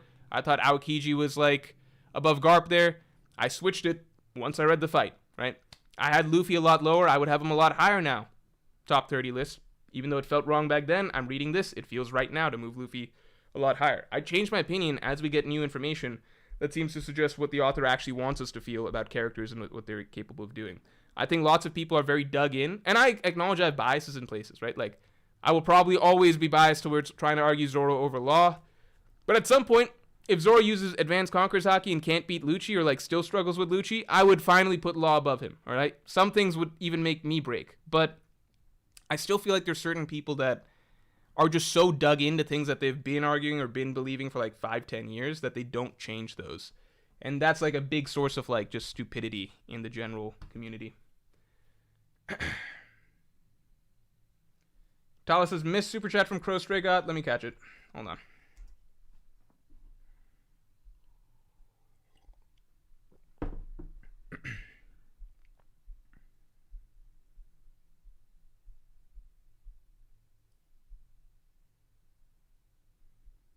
Crow Stray God, thanks for the 5. Hi, Morj. Between Crocodile and Akainu, who do you think will introduce Logia Awakening to us first? I think Kizaru might be the first one, because I think there's an opportunity for him to do it this arc that would be very interesting. Between Crocodile and Logia and Akainu, maybe we see it from Crocodile first, just because we might see Crocodile fight a little bit earlier. Yeah, Zoro might have already used it, right, by the way. So I'm already kind of on the fence. If it's a little bit more established that like that was definitely Advanced Conqueror's Haki, then it's over. Like, Law's above him.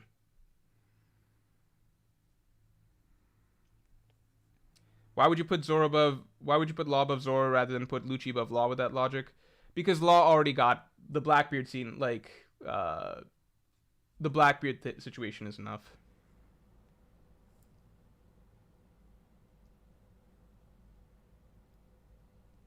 Ender Anami says narrative trumps all at the end of the day. Yeah, ultimately it's just like, what do you think the author is wanting us to feel and think right now? You know?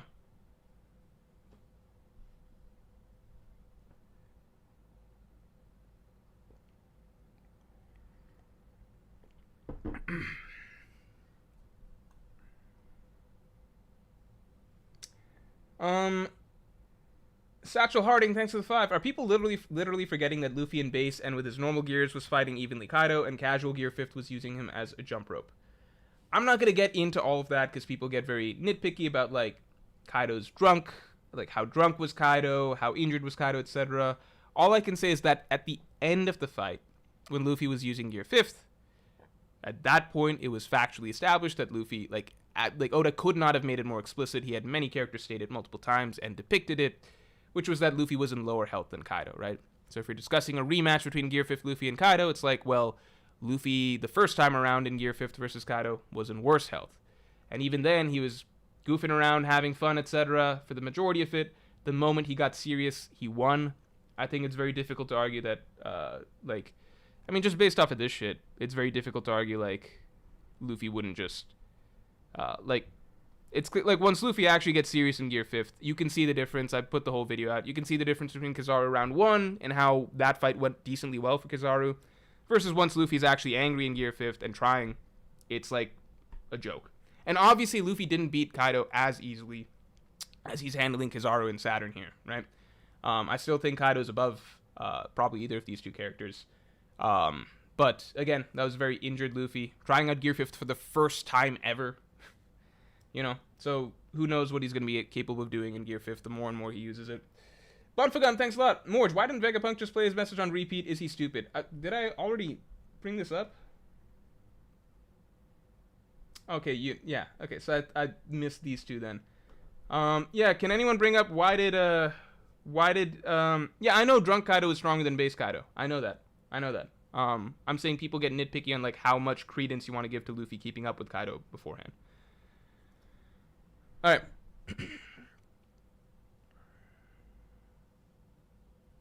Yeah, I'm not, like, I get it. Like, Kaido before Gear 5th was more handicapped than Luffy. Once the Gear 5th section of the fight started, which is the only thing that's relevant to discussing a rematch today, because now Luffy would start with Gear 5th. Once the Gear 5th section started, it was very explicitly multiple times established that, yeah, Luffy is more handicapped than Kaido right now. So it's like, if Kaido didn't even have he had a little handicap advantage over Luffy once the Gear 5th section started. Okay.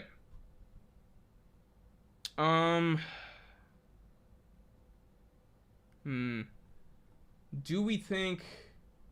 Hold on. Yeah, whatever. Okay, moving up. Manifest Joe's... No. Hold on.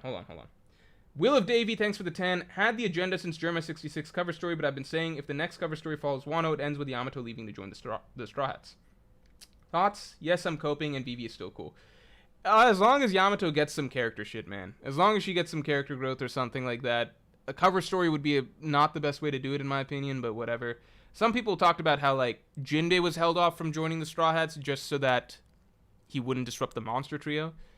I'm inclined to think that that's possibly a possibility. So maybe Zoro and Sanji have to get stronger before Yamato can join. Manifest Joe, thanks for the 2. You seen the trailer for Dev Patel's Monkey Man?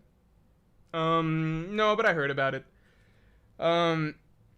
Like, a lot of people are like, oh boy, finally, okay, like, an Indian John Wick or something like that. You can find plenty of Indian John Wicks in Bollywood movies. Like, I don't think people understand.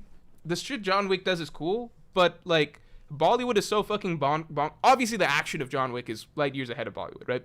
But I'm just saying the general concept of, like this unreasonably unkillable badass dude that goes around just, like, single-handedly, like, with a gun and fists, like, taking down, like, mowing down, like, entire criminal organizations, like he's fucking invincible or something. Like, Bollywood's been on that for decades and decades and decades.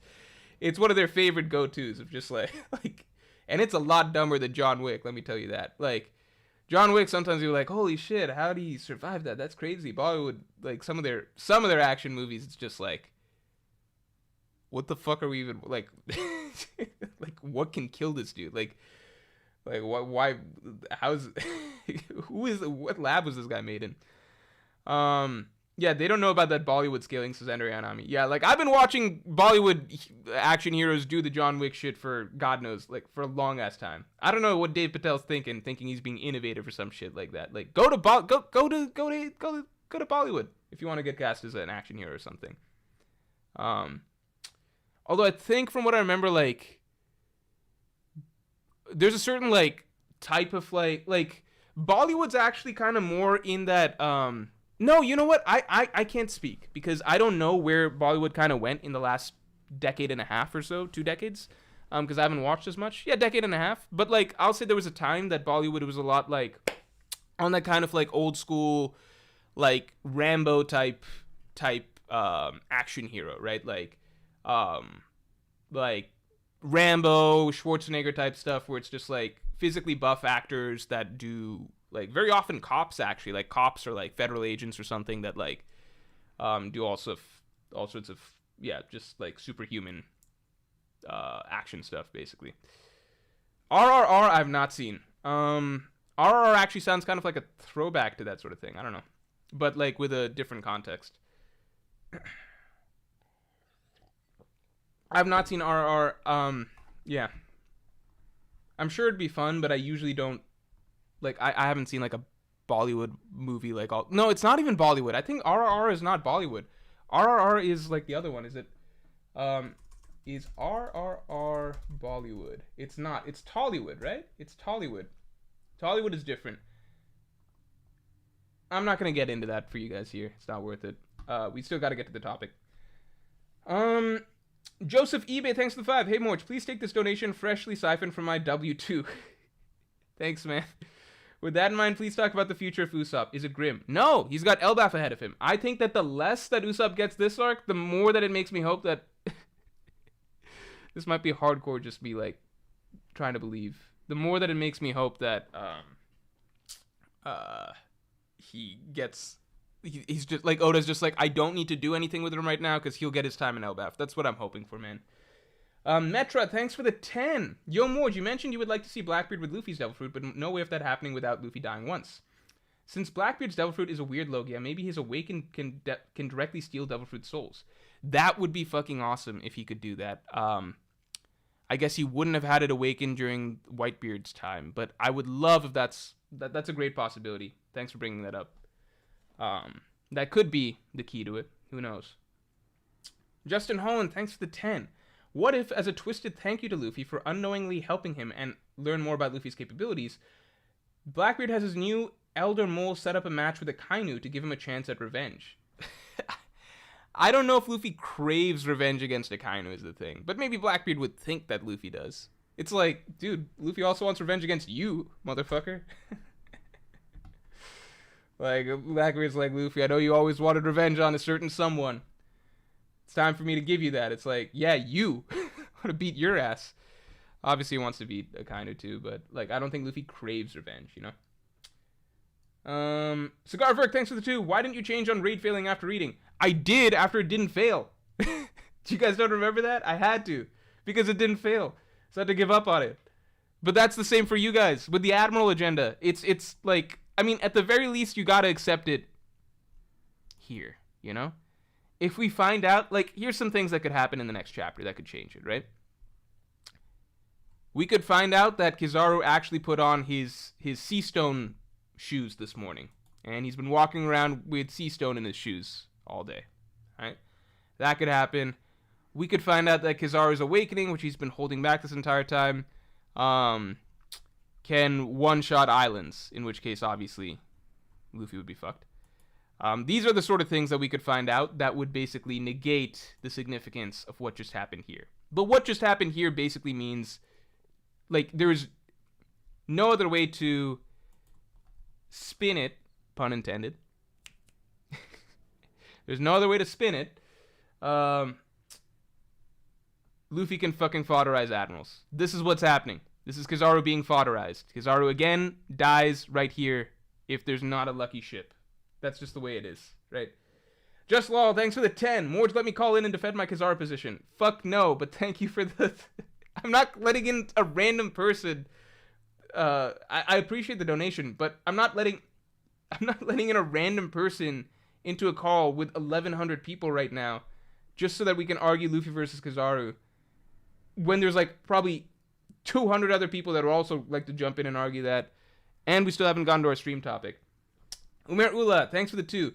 Favorite Indian songs? Don't say Mundian to Bachke. Mundian to Bachke. It's, well, that's not it, so that's fine.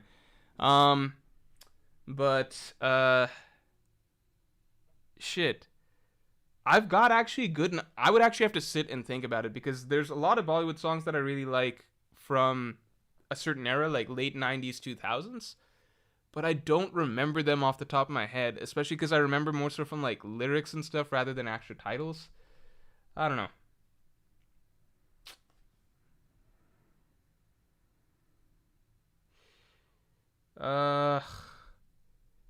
I wish I could name some for you. I can't name any off the top of my head. Like, because I can name some off the top of my head. Hold on. No, I don't. I want to give you guys a good... Ask me again next time. I'll think about it. Ask me again next time. 00 Flivans, thanks for the 5. 1109 was setting the table. The BBC Big Bold Conquerors buffet is open for business. I hope you brought a bib. Okay.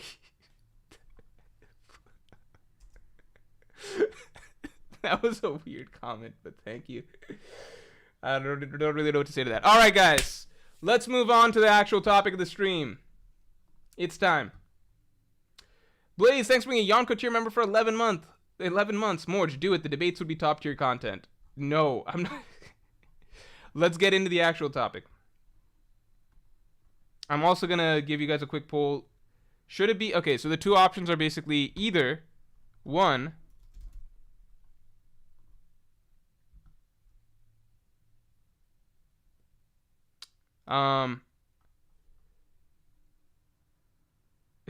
Do not think about it, Morj. Follow your instincts. My instincts are paint, but I find that a lot of people hate paint. So I'm doing the opposite of following my instincts and actually trying to do something that you guys might appreciate. Because I feel like you guys don't appreciate the Microsoft Paint sometimes. All right. Okay. We want debate. I will only ever debate other content creators, and they need to invite me. Patty G, thanks for the 2. Does Kaido low diff 2 admirals? No. Of course not. I scale Kaido to Big Mom because the story scales Kaido to Big Mom because Oda explicitly showed that they fight evenly, fought to a draw, etc., etc., etc. Phrases on the rooftop were basically like, that's 2 Kaidos. Framed them as equally, right? Big Mom couldn't even low diff mid and bum. If she couldn't even low diff mid and bum, She got taken to at least high difficulty against them. High diff, extreme diff, or whatever. The fuck is... Like, there's... No, Kaido and Big Mom are not handling 2 admirals. That's insane. Spunky Monkey, thanks for the 2. What's your opinion on Cole's top 50? Only his? I don't know what Cole's top 50 is. I have no idea. Alright. Alright. Breezy2X, thanks for the 2. When are you dropping the Pirate King podcast? Thank you for that question. I'm dropping it. I'm going to try and record it tonight. The stream is going a little bit later than... Because we're only starting it now. So I might be a little burnt to do a good Pirate King podcast. So I might have to record it tomorrow, and then so hopefully it goes up tomorrow or at latest Wednesday. But within the next 24 hours, it should be recorded. Next 16 hours, it should be recorded and up. Or recorded up is questionable. Dr. Doom, thanks for the 5. If you think Mihawk and Shanks are relative, do you think Zoro and Luffy will be relative by the end of the series? Because right now I don't see it happening. No, because like Mihawk I feel like is going to be closer to Zoro's end goal. Like, Mihawk is going to be one of the last... I don't think Zoro... Like, whatever order Mihawk ends up being, in terms of the opponents that Zoro beats, some people think that Mihawk will be the last opponent Zoro beats, right? Some people think it'll be Mihawk and then maybe Venus Juro, because Venus Juro has some broken devil fruit or something, right? Mihawk could be... Like, but either way, I don't see Zoro being much stronger than Mihawk by the end of the story. You know what I'm saying? Like, I think once he passes Mihawk, he'll pass him, but you get what I'm saying? Like, I don't think it'll be like... You get what I'm saying, right? I think Mihawk will be one of the last couple opponents for Zoro. With Luffy, I think, like, the way... Like, Luffy, there could be levels to it in that Luffy could pass... Like, Blackbeard could be stronger. Like, Blackbeard probably will be stronger than Shanks soon, and Luffy will beat Blackbeard. And I imagine Emu is probably much stronger than Shanks, you know? And Luffy will beat Emu. I think that there's just further for Luffy to go by the end of the story. What I think, like, okay, tell me if this is a controversial take. Tell me if this is a controversial take, all right? I personally feel it's possible. Some people might say that this is funny because this is like a thing that I could say, and some people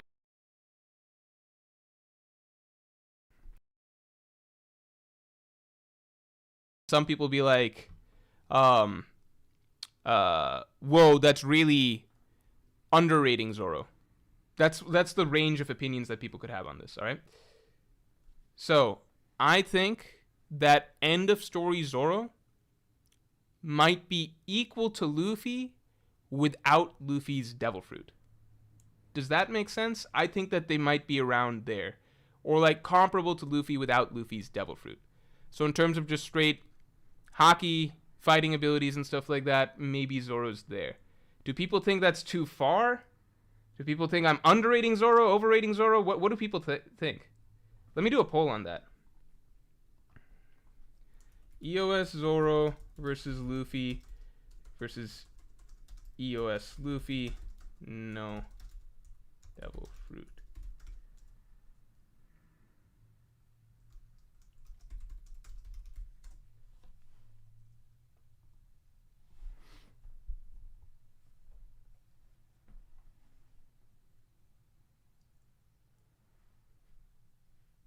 Wait. No, I'm ending the poll.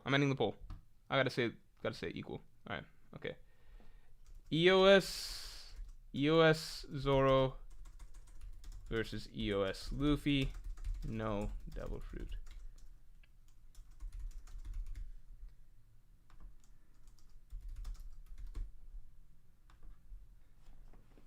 Okay.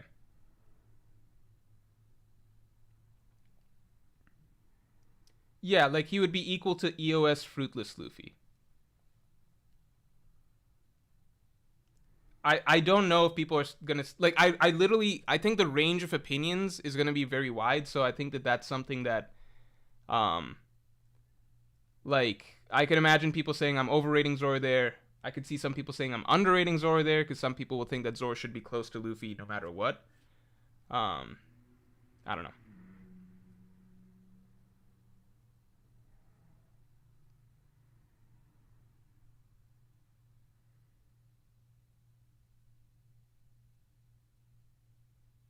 Well, it seems like it's about 50-50 that think it's like because 50% say Luffy will just be stronger, but then the other 50%, 52% say that it's either Zoro or they're about equal. So I think that this is like not the craziest take, basically, but that's kind of how I'm guessing it. That's kind of where I view it.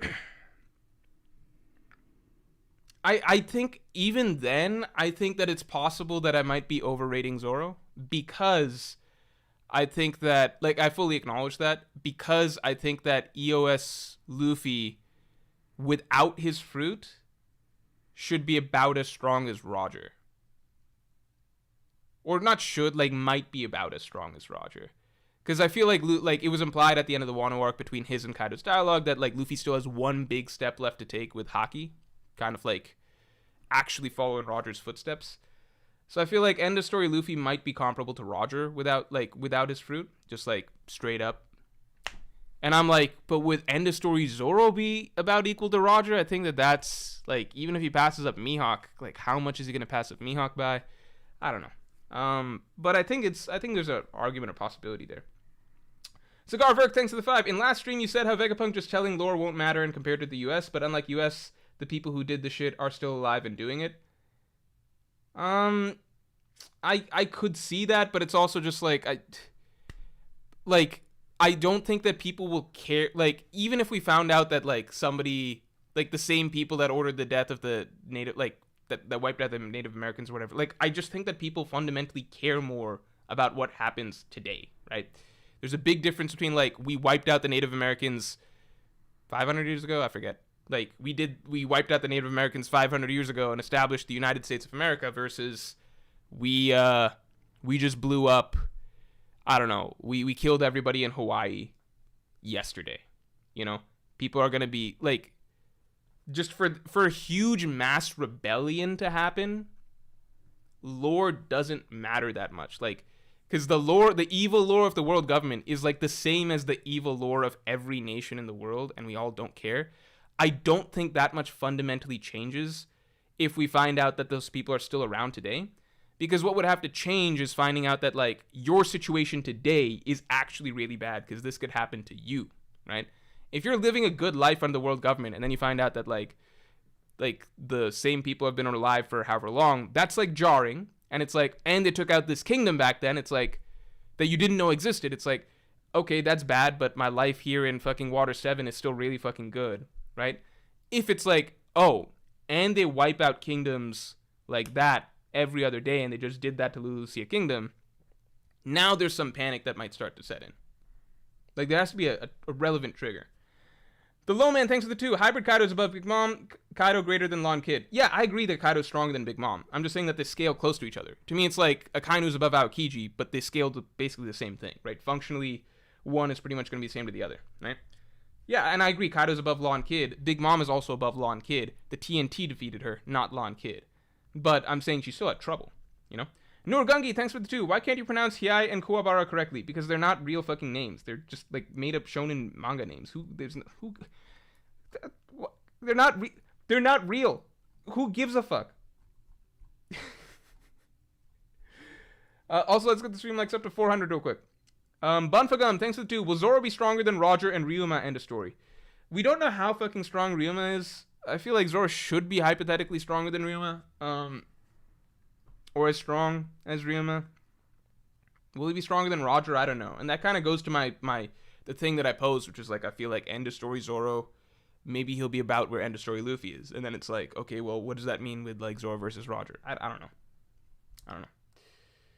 Vitor Mato saying Zoro will be equal to Luffy is like saying Mihawk is equal to Roger. That's just insane. No, because I think Zoro will be stronger than Mihawk at the end. I think, like, Zoro will be stronger than Mihawk by the end, you know?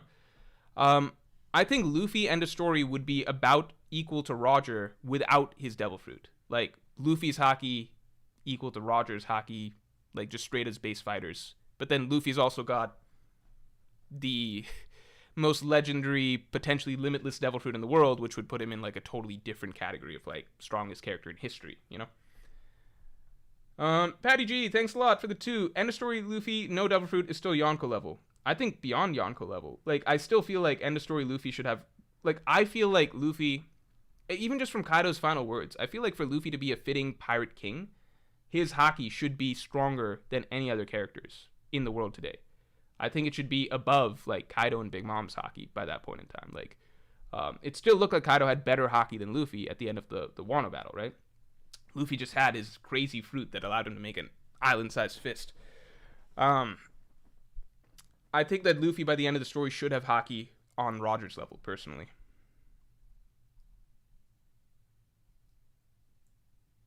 Cigar Verk, thanks for the 2. You forget Luffy's strength, speed, etc. is from his Devil Fruit. Yeah, but I think Oda's kind of like shifty with that. Like, it's also just kind of like, I don't know. Like, it started to blur together. Like, I didn't feel a substantial difference when Luffy was fighting in base. Like, once Luffy got Advanced Conqueror's Haki, I didn't feel that much difference between Luffy fighting in base versus, like, throwing in some Gear 3rd, Gear 2nd punches versus throwing in some Gear 4th and stuff. Like, obviously, Kaido's also getting stronger as drunk, but I feel like, as he got drunker, and, like, tried more, but I just didn't feel like the differences are that crazy drastic once Luffy's including gears now. I think part of it is Oda just cheating and making it a little gray nowadays. But I agree, obviously his Devil Fruit's a huge part of it. I'll just say, okay, I think Haki-wise, let's just say Haki-wise, right? I don't know, speed, whatever. I feel like Luffy should have Haki on Roger's level by, like, a Pirate King, like, by the end of the story. Jack Mayhew says, start the list, Morj, please. Yeah, we're almost there. All right.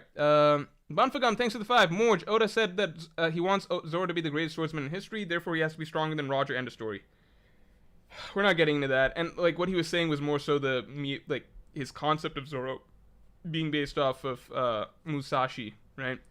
He never said that Zoro has to be the strongest swordsman in One Piece by the end of the story. Like, you can say that, like, that's implied from that, but it's more of a simplistic thing, which is, like, I want to draw an even cooler swordsman than Musashi, right? And it's also just, like, we don't even know everything Roger did. Was he exclusively using his sword, right? Does he have some attacks without a sword? I don't know. It's the same as the Shanks thing, but just, like, even another level to it, another layer to it. 00 Flavens, thanks for the 5. Could Saturn have inadvertently poisoned Kizaru when they got smacked together? Also, oh, yeah. More possibilities for Kizaru not being able to go all out. Also, Bussy Beard has me in his black hole, send help. What the fuck? Okay. That's actually really funny. Maybe Saturn poisoned Kizaru. That'd be funny. Joshua Robielos, thanks for the 1. Alright. Hold on. JP, thanks for the 20. In all fairness to Big Mom and Kaido, I felt like Oda wrote them to be kind of dumber against the Supernova till their power-ups. Like Big Mom not using Advanced Conqueror's Haki, Kaido not finishing them off after blitzing some of them, etc.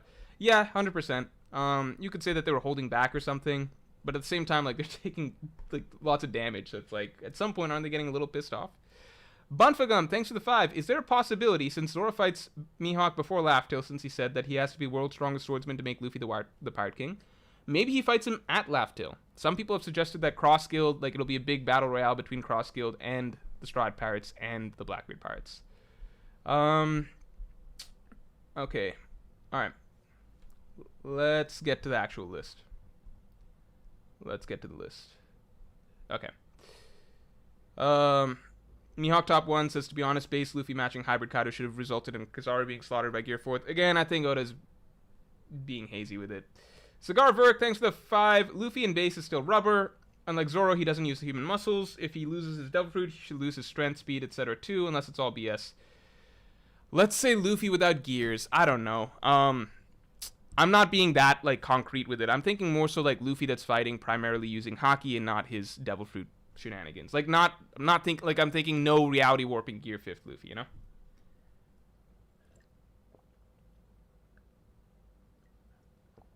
All right.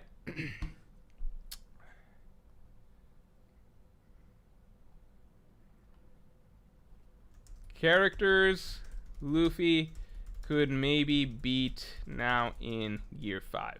All right. And we're doing a stipulation because there is how do I say this? I want to turn off the stamina limit. So Luffy obviously can still get tired. He doesn't have infinite energy. But what I mean is, like, the normal rate that Luffy would get tired. Like, imagine if Luffy's not fighting with Gear 5th. You get what I'm saying? Like, Like, like Luffy was able to last 12 hours against Katakuri, right?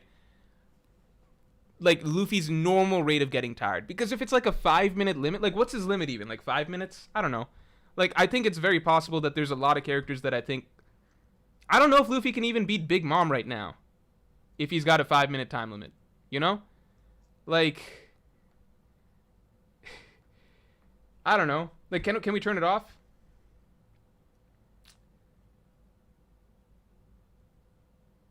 If I can't turn off the 5 minutes, then it's just like I don't think Luffy could beat Saturn in 5 minutes because Saturn has regen. His time limit is insanely low. Patty G, thanks for the 2. Luffy got S tier genetics. The fuck they saying from Devil Fruit? I mean, some like the nitty gritties of the argument of like how much of Luffy's like speed is from Devil Fruits. I don't know. Eric says if you take away Gear 5 time limit, he's top 1. No, I think he'd still lose to Emu right now.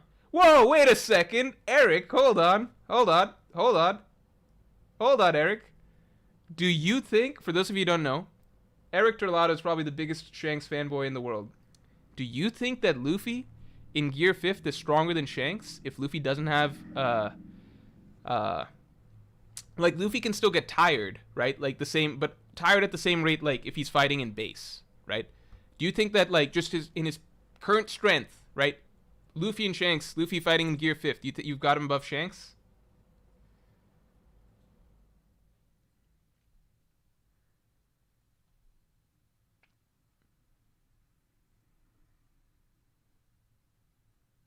Jay Guap says, bruh, Morj is being dirty. The real argument we'd be making for why Kaido can win is that Luffy has bad stamina. Yeah, that's true. But it's also just like, it's almost not like it's not a fun list at that point because it's like we can go through it in 5 seconds, right? I want to talk about Luffy versus the top tiers, right? I don't like Luffy. Like, do we think Luffy can take Dragon right now? Do we think Luffy can take Shanks right now? Like, yeah, do we think like Luffy versus Kaido, stuff like that? If we give him a 5-minute limit, like even as strong as Luffy is now, who's gonna be coming in here saying like, yeah, Luffy can beat Kaido in 5 minutes, right? Even Big Mom, who's gonna be saying like nothing real, like a lot of it doesn't change. What the latest chapters establish is that Luffy, like pretty much all admirals, it's like a wrap. Akainu might be the outlier if Akainu is advanced Conqueror's Haki, but any other admiral or below is a wrap. And then everybody else, it's like, I don't like 5 minutes. Can Luffy beat Shanks in 5 minutes? I don't know. Like Luffy beat Kaido in 5 minutes? I don't think so. Durability is insane. Eric says, bro, he literally folded Kizaru in 10 seconds. Yeah, but like, oh, Eric's saying if there's no time limit, then yes. That's insane. That's Eric. This is, okay, I want every fucking Admiral fan to look themselves in the mirror right now. Because I don't think you guys comprehend how much Eric sucks off Shanks. In Eric's mind, Shanks is basically Emu in Eric's mind, right? In Eric and his brother Christian Torlado's mind, the Red Force podcast, literally the whole podcast is named after Shanks. They typically recite a sermon at the beginning of every podcast where they say, Shanks is the strongest, Shanks is number 1, Shanks is the God King. Eric considers Shanks to basically be what, like, Prime Roger times 2 is what Eric thinks Shanks is. So if Eric can sit here and say, yeah, Luffy, Gear 5th, beats Shanks, then you Admiral fans can look yourself in the mirror and acknowledge, yeah, Kizaru got packed up this chapter. It happened. It's real. And he didn't just get packed up, he got packed up at the same time as Luffy was packing up another character even stronger than him. Kizaru was secondary in the packing process, and it still happened. And he would have fucking died if there wasn't a ship there to save him. Like, I don't even know what to say. Like, if fucking Eric Torlado can come here and be like, yeah, Luffy in Gear 5th, clearly above Shanks, then I don't even know what the fuck Admiral fans are still clinging on to.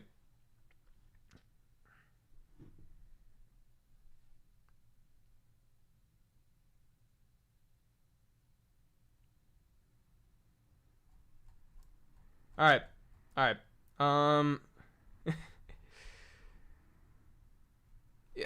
Okay, I mean, so my point is basically like, I still think it's fairly cut and dry. If there is no time limit, then I think it's hard. Like, if there is a time limit, then it's like, yeah, I don't think that, like, Shanks, Mihawk, Kaido, Big Mom, I don't think that Luffy can put down these characters that fast.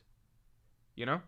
I'm more so trying to just scale, like, how strong do people think Luffy is in this form?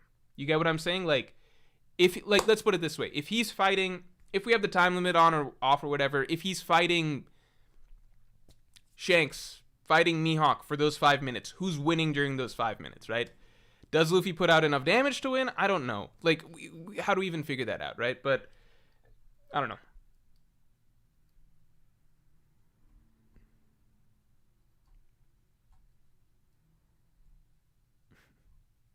Black Lightning, thanks for the 5. So why are people giving Shanks Luffy feats? Bro has a whole god fruit plus all the advanced Haki.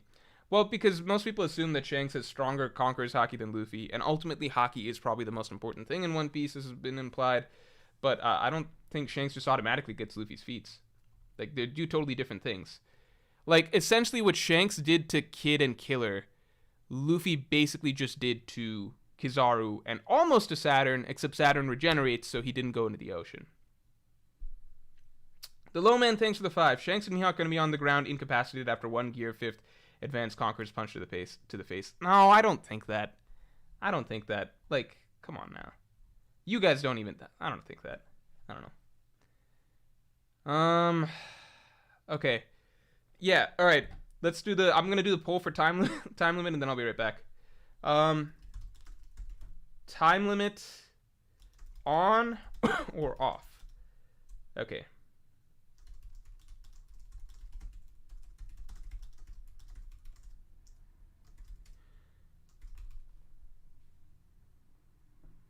I feel like the time limit's 5 minutes, right? Let's just say that. I wonder if Gear 5th Luffy lasts this whole 10 minutes, would that mean that his Gear 5th time limit is 10 minutes? I mean, wait, that's such a fucking stupid question. Of course it would mean that, but, like, I wonder if it's extended to 10 minutes or something. I'm tired of people saying that Kizaru's not knocked out. He would be in the ocean if there was no ship. He would be dead. Stop talking about knocked out or not knocked out. This man is lucky to not be fucking, like...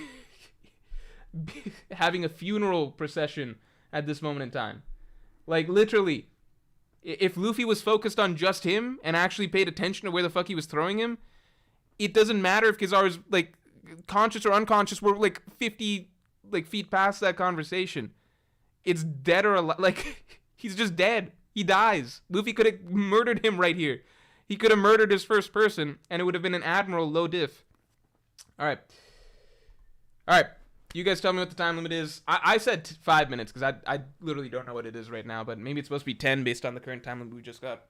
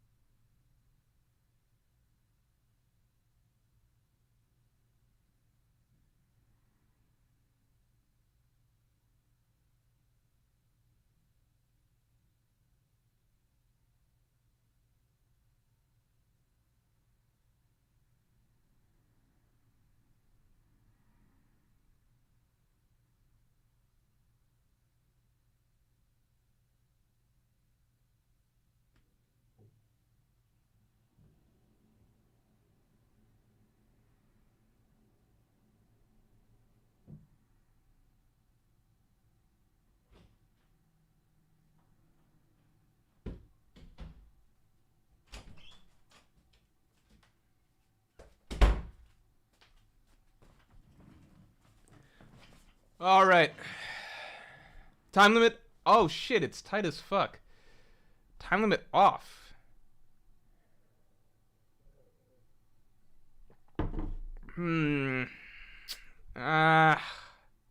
Fuck. This is really difficult now. And Oxyfakti says he's getting some raita. Fun fact for those who don't know, raita is an Indian dish. I don't like it. It's like okay. Big Bollywood got him. This is too close to call. You guys gotta vote. People who aren't voting, fucking vote. You guys gotta vote.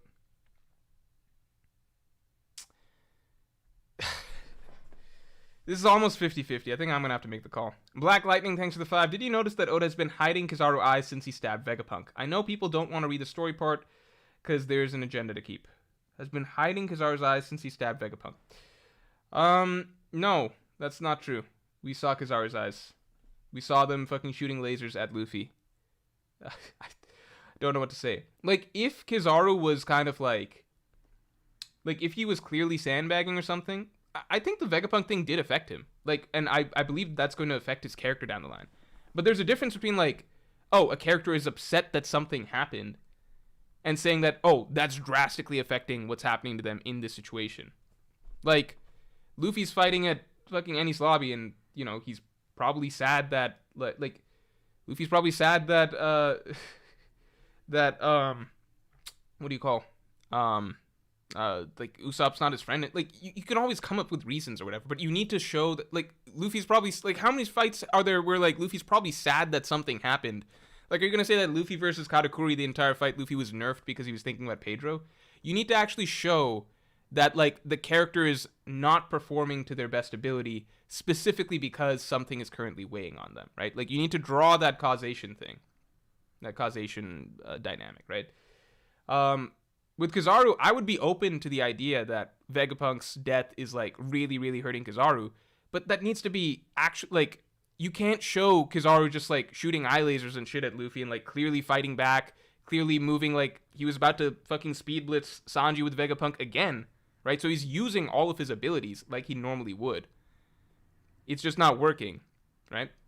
I think you need some more before you can start using that to make excuses. Eric Tolado, thanks for the 2. Give Luffy 10 minutes and 1 heartbeat reset. It's too specific. Breezy2x, thanks for the 5. Just rank it as who has higher power level, not who would win.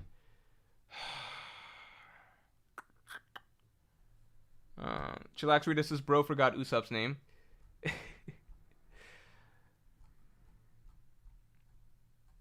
I mean, like, Luffy's, like, he's fighting Kaido. He's talking about, like, Kinemon, Pedro, like, the characters that died and stuff like that. Like, yeah, but, like, I don't sit here and argue that, like, Luffy was nerfed during the Kaido fight for that reason. I go off of the canon stuff that's established, which is that Luffy was half dead during that fight. Alright, anyway. Characters Luffy could maybe now be...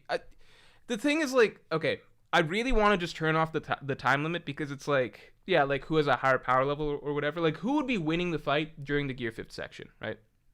Characters Luffy is stronger in Gear 5th. And you know what? We're going to do a tier list. We're going to do a tier list.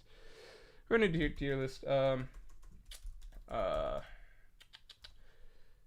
a tier list. Just because, I think it's going to be visually better for this. I think it's going to be visually better. Wait, let me ask. I actually don't know.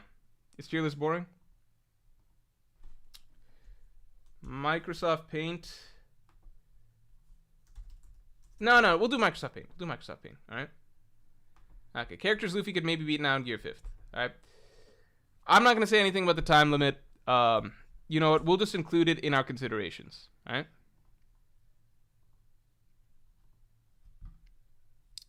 I don't know. I think it's too hard, because, like, Oda can write characters' durability being at, like, whatever the fuck he feels like, you know? I think he's kind of fluid with it, lots of cases.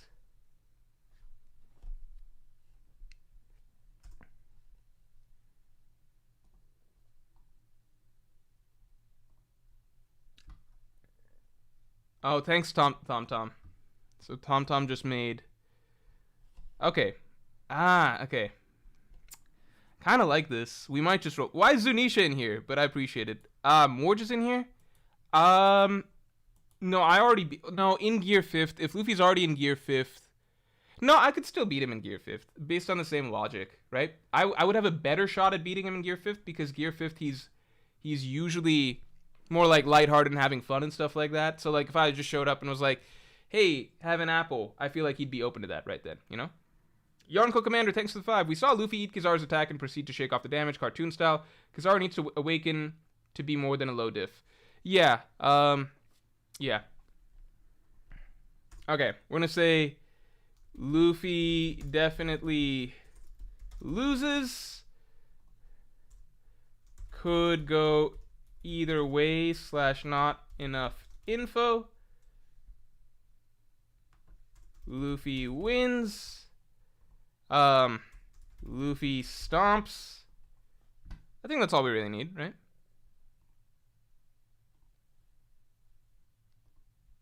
Okay. Zunisha top 1. I think Luffy fucking stomps Zunisha. Let's get that out of the way. And I think Emu definitely beats Luffy. And then after that, I don't know.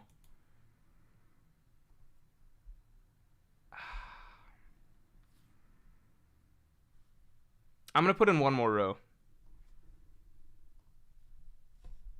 One more row.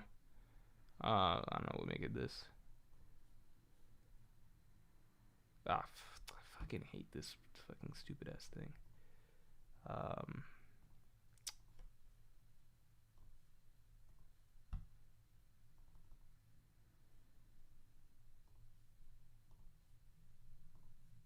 Wait, what the fuck? Oh, God damn it. All right.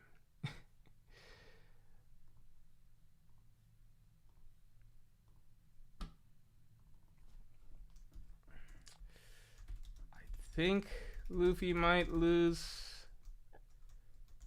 All right, there we go.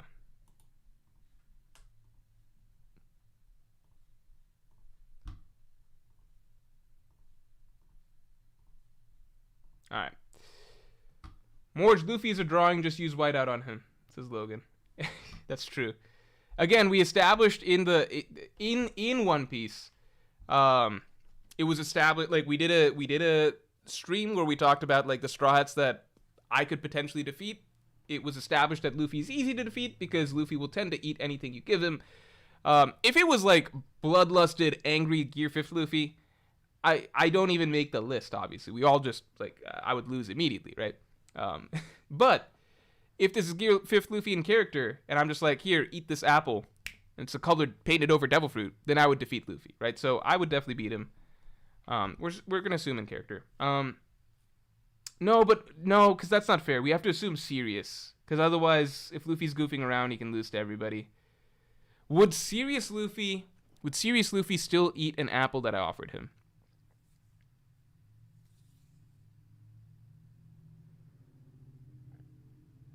I don't know. It's hard to say. I think it could go either way. Okay. Kaido and Big Mom are one thing here. Why are they one thing? I appreciate you making the list, but Kaido and Big Mom, it's hard to tell here. Crow Stray God says, I actually think Luffy takes Emu without fatigue restrictions. I don't know, just a feeling. I think that Luffy still needs... I think he still would have steps he needs to improve in. Like, to me, I kind of... like, I feel like this quote, right? I feel like this has to mean something. It's actually already on the right chapter. That's good. Is this the right chapter? I feel like this does mean something. Abilities alone cannot conquer the world. Roger didn't have any fruit powers because only Haki can transcend all. I still feel like Luffy needs to improve in some ways. You know? I think Luffy still needs to improve. I don't think he's going to be able to beat Emu just yet. I also think that there's a possibility we might just be underestimating. Again, I'm always down to change as we get new information. If we get to Elbaf and it's like Shanks is fucking slapping Luffy around because Shanks just has some level of Haki that's like fucking insane, and we didn't really fully realize the ceiling of Haki, and Luffy's fruit is just not good enough till he can match Shanks' Haki. That's entirely possible too. I'm just going based off what we know so far. What we know so far, I feel like I doubt that Luffy can... I just don't think Luffy's at a point where... Because even Joy Boy, we can assume, probably lost to Emu. Maybe Joy Boy didn't lose to Emu. It's hard to say. Yeah, I agree they're portrayed as equals. But I think most would agree that, like, when I say they're portrayed as equals, I'm like, it's in the same sense that, like, Akainu and Aokiji are portrayed as equals, right? Like, they fight essentially to a draw. One is slightly stronger than the other. But at the end of the day, Kaido is still slightly stronger than Big Mom. We can all understand that, right? I'm using equals as basically, like, a way to roughly scale characters to each other, right? That doesn't mean that I literally think that, like, they're exactly the same.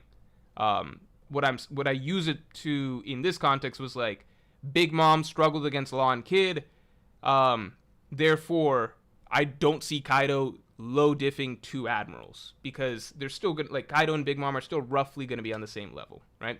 Even if you think Kaido would do better against Law and Kid, like I do, that's still way far off from low diffing two admirals. So it's more so to give a ballpark. Like Kaido and Big Mom scale to each other roughly. Kaido's probably a bit stronger. Like, whereas I would confidently say that Luffy beats Big Mom, with time limit, I don't think Luffy beats Big Mom or Kaido. Let's be very clear. With time limit, I don't think Luffy beats Big Mom or Kaido. Without time limit, I think he takes both. But I still would like to separate characters as far as we have them.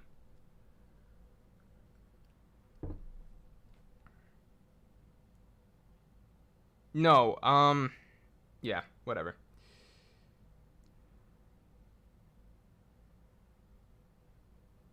Hawkeye says the problem with that argument is that Big Mom was purposely nerfed by Oda.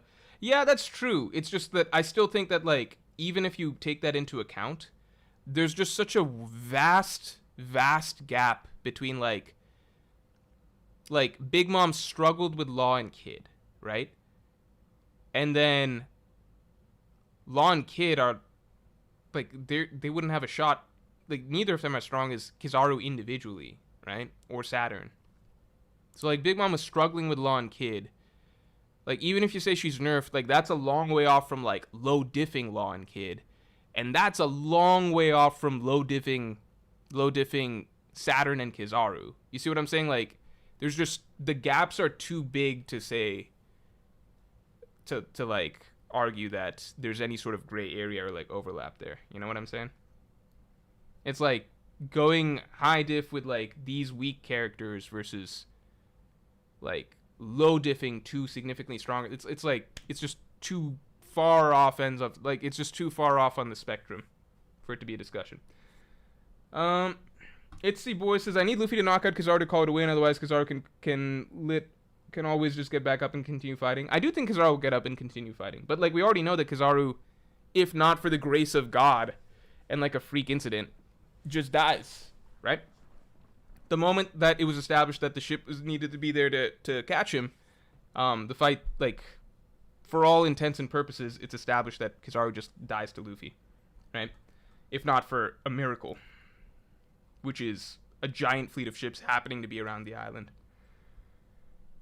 for a buster call. JP, thanks to the 5. In before Shanks makes a second arm out of golden Haki and fist fights Luffy. Dude, people joke about that sort of thing, but it's just like, Ashura exists. Why do people joke about, like, oh, well, like Ashura's a real... Zoro grows four more arms and 2 more heads. Literally grow, like, he grows 6 more swords. Like, it's established that, yeah, you can grow limbs, you can grow body parts, you can grow blades with Haki. These are all real things. All right, I think Luffy beats Big Mom and Kaido. We're saying, like, basically we're saying, with the time limit off. Are we saying with the time limit off? I don't know what we really landed on. Devil EV1, thanks for the 10. I feel like if Kizaru's main mission... Oh, and thank you for your first super, I appreciate it. I feel like if Kizaru's main mission was to defeat Luffy rather than killing Vegapunk, I feel like it would have been a closer fight. I do think Luffy would have won regardless, but a closer fight. I mean, yeah, it would have been closer, but like by not a like closer in the sense that closer from like a 0 diff to like a 1%. Like, it's not like he's not trying to fight Luffy. He just fucking shot lasers at the dude. Like by what difference? What level of like gap? I don't know. It's just, it would be so negligible that how much does it even matter? The Low Man, thanks for the 2. Chef Luffy, light flavor pancakes, Kizaru edition. All right. Blackbeard, Luffy wins. Honestly, I'm inclined to say Luffy stomps as it is right now, because yeah, Luffy should stop. Like right now, it should be a joke. Considering like Blackbeard, one of his biggest weaknesses is just being taken advantage. Like it's easy for characters to tag him, to catch him, and stuff like that. Like he tends to be clumsy and things like that towards the beginning of a fight. Makes mistakes. I think by the end of the story, like once Blackbeard's got everything he should have, it should be like a very, very difficult fight for Luffy. But at this moment in time, the Blackbeard that we saw, which is basically like a bit above law, or like, you know, what above law is essentially where we're putting him. It's like Luffy just beat 2 characters. Just 0 diff 2 characters. Like, if Luffy's stomping Saturn and Kizaru, I don't see him having too much more trouble with Blackbeard right now. Read TomTom's chat. Big Mom and Kaido were meant to be a team, but refresh the tier list to have them separate. Oh, shit. Thank you. Thank you so much, man. A team? I don't... Oh, shit. Like, a team? I don't know about that. I'm not so disrespectful as to say something like that. Like, I don't know. But again, like, if you'd asked me 2 chapters ago, if you'd asked me just 2 chapters ago, I would have said that, yeah, there's no way characters can beat. I do not think that there's any character alive today outside of Emu that would beat 2 admirals at the same time, right? 2 Yonko at the same time. I don't think the gap between Yonko and admirals is as big as some people say. I think a lot of people are rating it higher now because they're like, well, look at what Luffy did to Kizaru, but it's like what Luffy's doing to Kizaru. Like Luffy's fucking Joy Boy reincarnate, right? Like Luffy is the legendary Nika Devil Fruit. He is the embodiment of he is the conclusion to the 800-year-long Will of D, right? He is the coming of Nika Part 2, right? He's the one who'll bring the dawn of the world. It's not the same fucking category, right? He's different than the other 2. The other 2 don't have the abilities that he has, or the other Yonko in general, right? We don't yet know how representative what Luffy's doing to Kizaru is of what the other Yonko would do to Kizaru. So it's hard to say.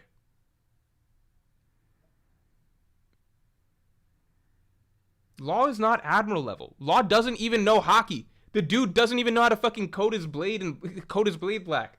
Like, do you literally, like, Kizaru has a similarly broken, like, just understand what an Admiral is, right? They have similarly broken fruits to Law, right? Kizaru's the fucking light fruit, right?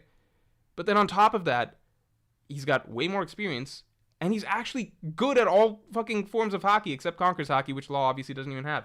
Law is a noob running around the New World with basically just like an NL mentality of like, well, I've got this fruit, so I don't really need to be good at anything else. He fucking scrapes by, like, what the fuck? All right. I don't know. Yeah, Blackbeard should be a stomp here. Akainu.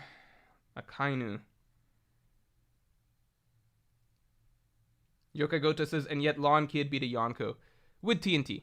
The TNT beat the Yonko, but they gave a hefty assist. And the fact that you have to say Law and Kid, with both of them basically being, like, mauled and fucked up, like, getting their, like, being punching bags for the majority of the fight, while the other one charged up their move, and then they swapped turns, basically. Like, they're not really scratching Big Mom solo. Damian Wright, thanks for being a Yonko tier member for 7 months, man. I have a hard time believing that with how Oda wrote Luffy's reaction to Blackbeard and Akainu in chapter 650, that he won't fight Akainu. Yeah, and that's the reason I would put Akainu here. Here's the thing. This is assuming, big caveat, if it's the Akainu from if it's Akainu the way that we saw pre-time skip, right? then Akainu falls under here. Luffy should just stomp him, right? No question. I think arguably harder than Big Mom and Kaido, right? Because that Akainu, he scales to Aokiji. It's essentially the same as Aokiji. He was struggling with Old Man, like it was about Old Man Whitebeard, Akainu. You can argue either way, but it's a joke, right? Like the Akainu that we saw pre-time skip is not that much stronger than Kizaru. You can go compare their feats in Marineford. Akainu got more spotlight, but ultimately they all three admirals did roughly the same against Whitebeard, and that was further reinforced by the fact that Akainu and Aokiji was essentially an evenly matched duel, right? Post-time skip Akainu, I'm giving him the benefit of the doubt that he has advanced Conqueror's Haki. Without it, he's not a factor. He's most likely going to be fighting fucking Sabo or some shit at the end of the story if he doesn't have it. If he's going to be fighting Luffy, then he falls into this category. If he's got advanced Conqueror's Haki and everything. If it's based on the things we've seen of Akainu, meaning that Akainu basically scales to Aokiji, and it's basically Aokiji level, then he gets fucking packed up right here, right? Aokiji and Akainu aren't like 50 times stronger than Kizaru. I would say I would put him here just because of not enough info. I'm really fucking stretching with Akainu. I still think Luffy wins. But I just think that if Akainu's supposed to have advanced Conqueror's Haki, then there should be something. Crow Stray got thanks for the 5. Going strictly off feats. Do you think Luffy could Booming Dawn teach and Akainu together at this point in time? Now we're getting into some dirty territory. Now we're getting into some dirty territory. I'll say that Oda wouldn't disrespect them in that way, but I didn't think he would disrespect Kizaru like this before either. Like, teach, like, Blackbeard, shit like that happens to him all the time, but Akainu, I don't fucking know. English 1D1, thanks for the 5. I think Blackbeard could go either way. His whole thing is he takes hits, but wins. We've never seen him lose other than Magellan, goated. The thing is that, like, I don't think you can get away with, but, like, the fights that he wins, they're all low-level fights. Like, what you're talking about right now is, like beating Ace pre-time skip, or, like, he nearly died to Whitebeard, so he won in the sense, like, fucking old-ass Whitebeard, he won in the sense that his crew finished him off, right? Like, Whitebeard off. He lost to Magellan right away, right? He doesn't have a great record solo. He beat Marco, right? Marco is so ridiculously far off from Luffy, it's irrelevant, right? He beat Law, but it was a struggle for him. It wasn't easy, right? We don't know what the difficulty was. Some might say mid-diff, some might say high-diff. I don't know. But you can't be doing that against Law and then look at Luffy, who's just, like, effortlessly handling two characters that are stronger than Law at the same time. The gap is just gigantic. You know what I'm saying? And Blackbeard's thing is that he takes more damage than other characters, too. So I don't see, really. I mean, Blackbeard has the Yami Yami no Mi, so Blackbeard could maybe cancel out a lot of what Luffy's doing.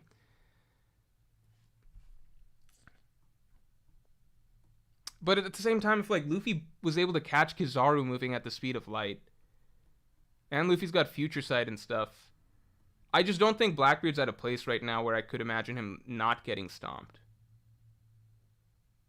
Akainu's Devil Fruit is a weakness for Luffy? No, not at all. Because, like, if you literally just read Wano, right? This is a fucking giant magma dragon. It does burn Luffy initially when he's holding on to him. But then, as he explains, it's not really relevant once he actually starts using Haki, which you call Haki is known as Ryo here in Wano.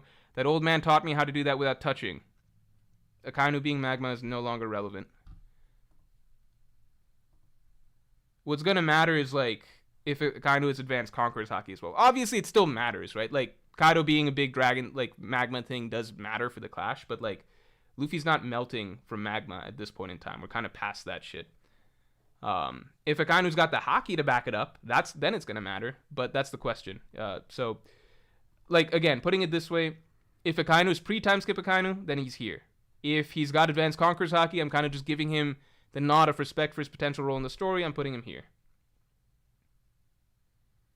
I agree we shouldn't, like, Blackbeard's the weird thing, because it's just, like, we know at some point he's going to give Luffy an extreme difficulty fight. Maybe the hardest fight in Luffy's life. Kaido will probably always be the hardest fight in Luffy's life. But we know at some point Blackbeard will be there, right? It's just so absurd to say it right now, considering the, like, he's out here struggling with law while Luffy's like fodderizing admirals at the same time, simultaneously. It's just such a gap, you know? I'm gonna put him here.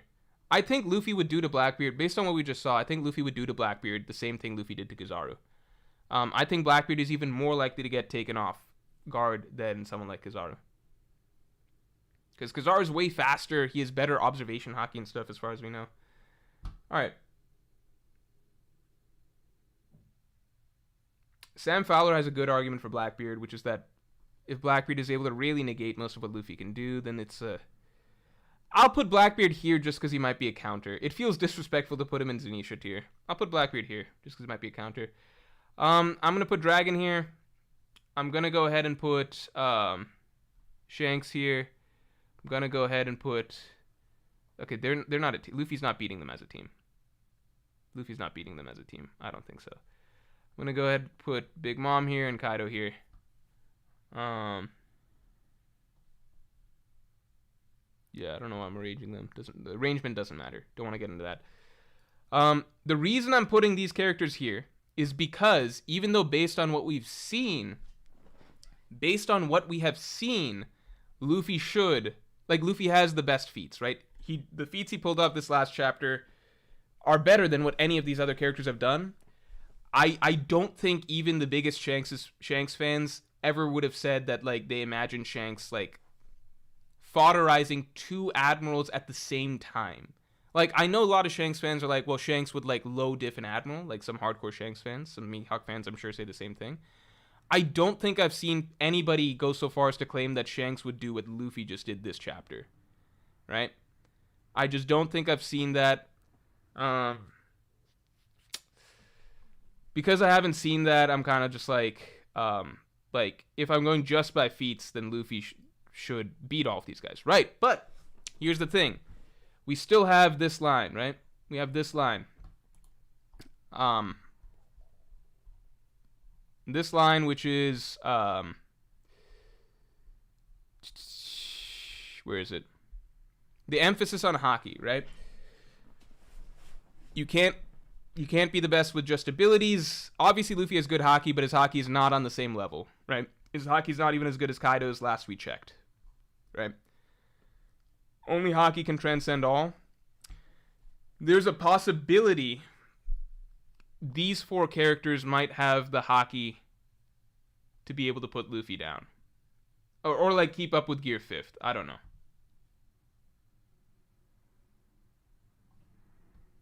Just because of, like, this is what it means by not enough info. Advanced Conquerors might have really high ceiling. That's all I'm saying. Like, it depends how much Oda might be holding back the significance of Advanced Conquerors. Because that's the only way I can, like, none of these characters ability-wise, like, some Magma is nothing close to what Luffy's capable of right now, right? But these guys could all have crazy good Haki that gets them close to Luffy. Or comparable, or competitive with Luffy. I can easily imagine a setup where Luffy gets to Elbaf, Luffy's fighting Shanks in a Davy backfight or something like that, and then Luffy realizes that Shanks' Haki is just a lot higher than his own, and Shanks has still got, like, you know, the leg up on him or something, or at least is, it's still evenly matched or something like that, you know? Like, Luffy still realizes there's room for him to grow. You guys get what I'm saying? I could see that happening, is what I'm saying. And if that's the case, I could imagine the same for Dragon. I could imagine the same for Mihawk. I could maybe imagine the same for Akainu. You know? You know? Kino the Far, thanks for the 5. How many Pacifista could Gear 5 take on? It just doesn't matter. It's like, it would essentially be the same as Luffy fighting foot soldiers, so it's like, how many foot soldiers could Luffy take on? What about Awakened Buggy? Do you think we'll get a Luffy Buggy rematch? No, personally, no. Sway Vens, what could Blackbeard Awakening be? So somebody mentioned earlier that it could be something that would allow him to extract devil fruits without even killing the person, right? Which would lead to him maybe being able to take Luffy's fruit, which I think would be a phenomenally interesting possibility. On the other hand, I've often thought that maybe Blackbeard's Awakening could be something like negating all devil fruit abilities in a certain area, which would make him a very difficult fight for Luffy because Luffy wouldn't be able to use Gear 5th. So I think stuff like that would be cool.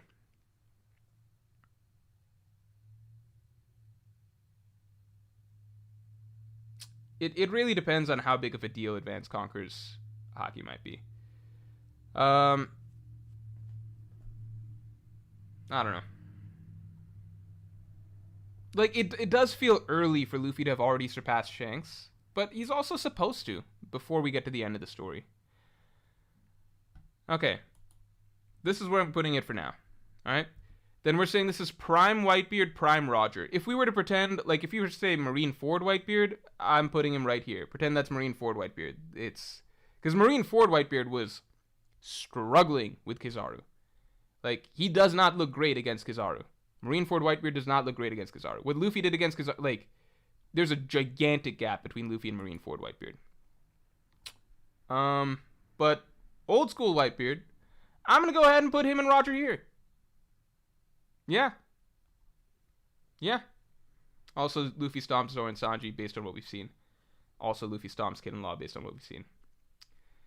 Kaido and Big Mom, I think Luffy might lose. Alright. This is what I got. This is what I got.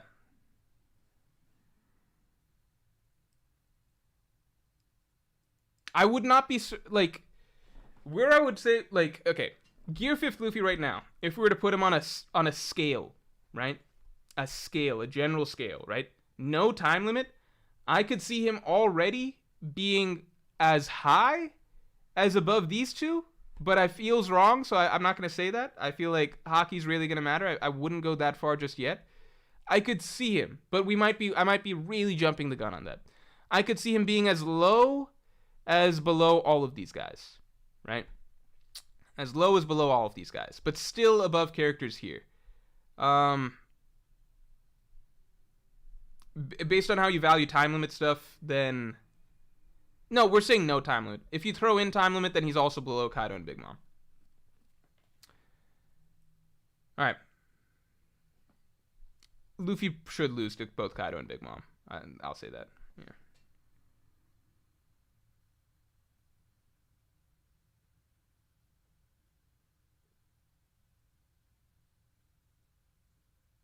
Alright.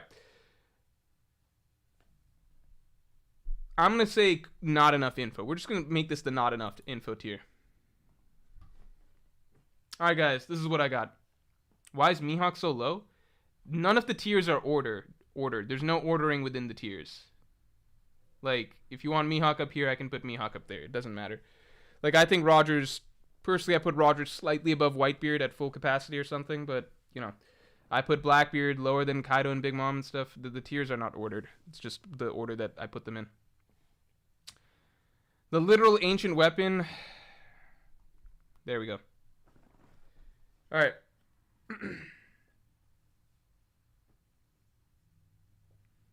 Again, this is no time limit. If there is time limit, then... If you want to do it again with time limit, then I put Luffy... much lower, like around here, basically. All right, everybody. Okay, so let me just clarify something, because some people are saying that Kaido could be low, right? In no world should Kaido be below anyone above him outside possible emu speculation. This is not a strength ranking, right? This is not a strength ranking, right? Because I could easily see, like, if we were to do a strength ranking, I could see Kaido being above all four of these characters, right? However, this is different. This is like, what's Luffy's chances at beating these characters, right? These characters, we don't have enough info, right? We don't have enough info. I could see Kaido being stronger than all of them, but with Kaido and Big Mom, we have the info, like, we actually know their full capabilities fighting-wise, right? So based on that, they're kind of disqualified because We've seen what they can do. We've seen what Luffy can do. I think based on what they can do, what Luffy can do, Luffy is stronger than them, right?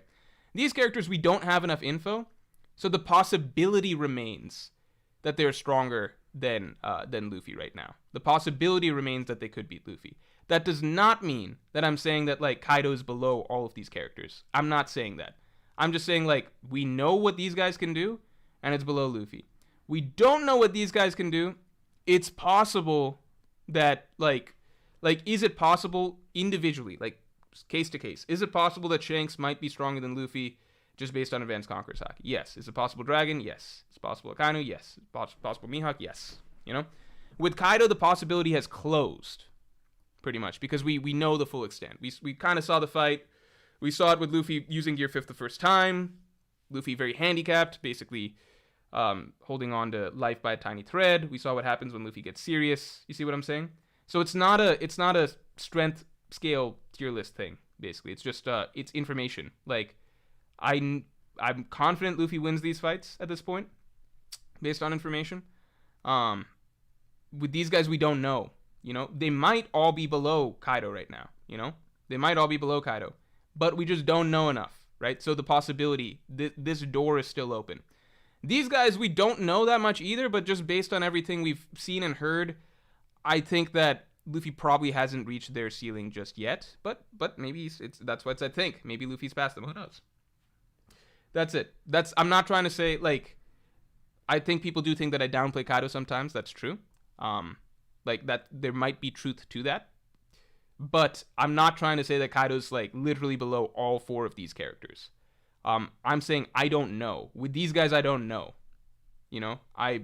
Whereas with these guys, we have the evidence to kind of make some, what do you call? Ratsu Ken says, by that logic, BB should be in not enough info.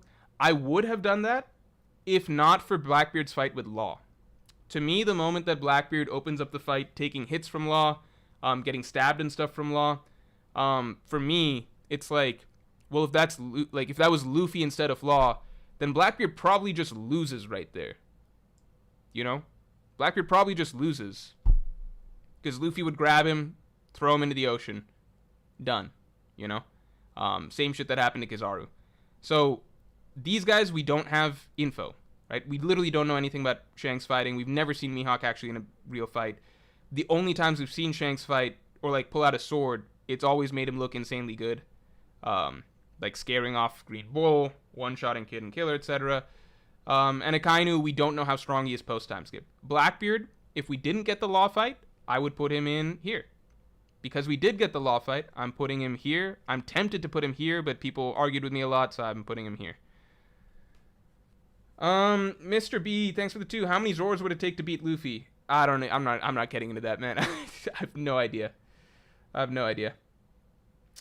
Ryatsu Ken says Law was off screen though. Yeah, I know, but the part of it that wasn't showed Blackbeard taking hits. Like, right off the bat, Law was able to land a good hit on him. I'm saying that, like, if Law is able to do that, then Luffy, who is way faster, has future sight, way more powerful, way more varied abilities, etc. We literally saw Luffy just blitz, like, essentially catch an Admiral moving at the speed of light. Based on the evidence we saw, right? If the fact that Law can land hits and injure Blackbeard to a degree, I would imagine that Luffy would just wreck him like that. I don't know. Umir Ula, thanks for the 2. What was the best and worst reading experience for you One Piece fight? I think I really enjoyed Luffy versus Katakuri. Luffy versus Kaido, Luffy versus Kaido, the Gear 5th chapters were awesome. At least the first few chapters of Gear 5th. I didn't care for the long clash at the end. I didn't care for the section that was like Raizo doing water. But the few initial chapters of Gear 5th, that was like one of the coolest things I've ever had the pleasure of experiencing weekly. All right. Luffy versus Katakuri I really enjoyed because it was just it was more extended. Like, I enjoyed that fight from start to finish. Luffy versus Kaido, I think a lot of times we would cut back to it and it would be like Luffy laughing or like them having, like, it would feel just low stakes for a lot of it, basically, because they themselves are kind of just goofing around having fun. The novelty of that wears off for me a bit because I just like, for me, I just don't care as much. Whereas Luffy versus Katakuri, the entire time, if you cut back to that fight, the tension was very high. Luffy was very, like, I think if you go back to Luffy versus Katakuri, like, Luffy's in a very desperate state the entire time. He's very, very, yeah, he's in a very desperate state the entire time. We see him really with his back against the wall. We see him very, very frustrated. Like, there's parts of the fight where he's genuinely just frustrated and, like, yelling because he can't do anything against Katakuri. Like, it's a very, very emotionally racking fight for Luffy, which was fun to see him in for, like, that extended period of a time and seeing him slowly overcome that. Luffy versus Kaido was cool for the novelty of it, but after a while I didn't really care when we kept cutting back to them, and it was like, you know, they're joking around and stuff. I'm like, okay, cool, let's get back to the other stuff. Yeah. But that was all, like, Luffy versus Kaido was still a really good fight to read week to week overall. I liked Luffy versus Katakuri the majority of it more than Luffy versus Kaido. But Luffy versus Kaido's peaks, I enjoyed more than Luffy versus Katakuri. See if that makes sense.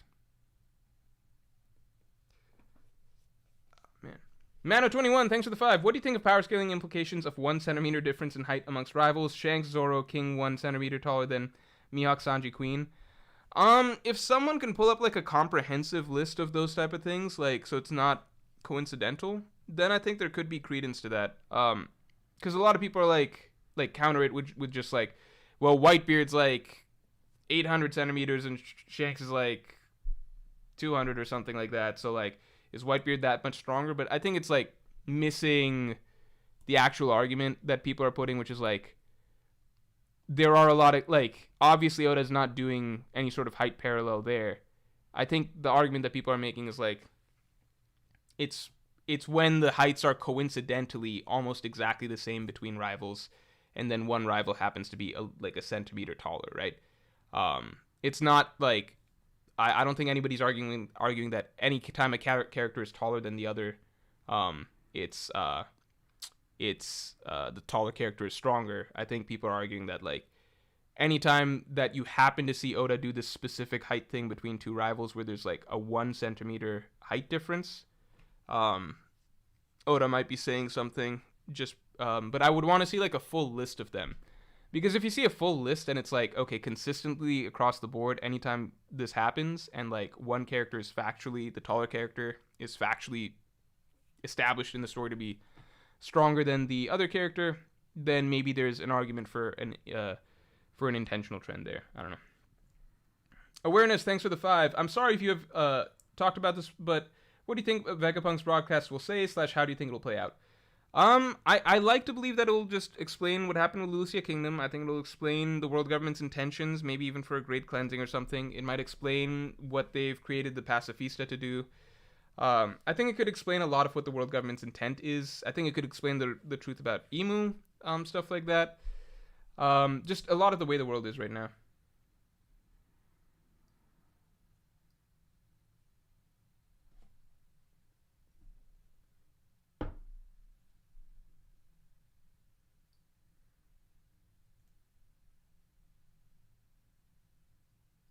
All right, guys.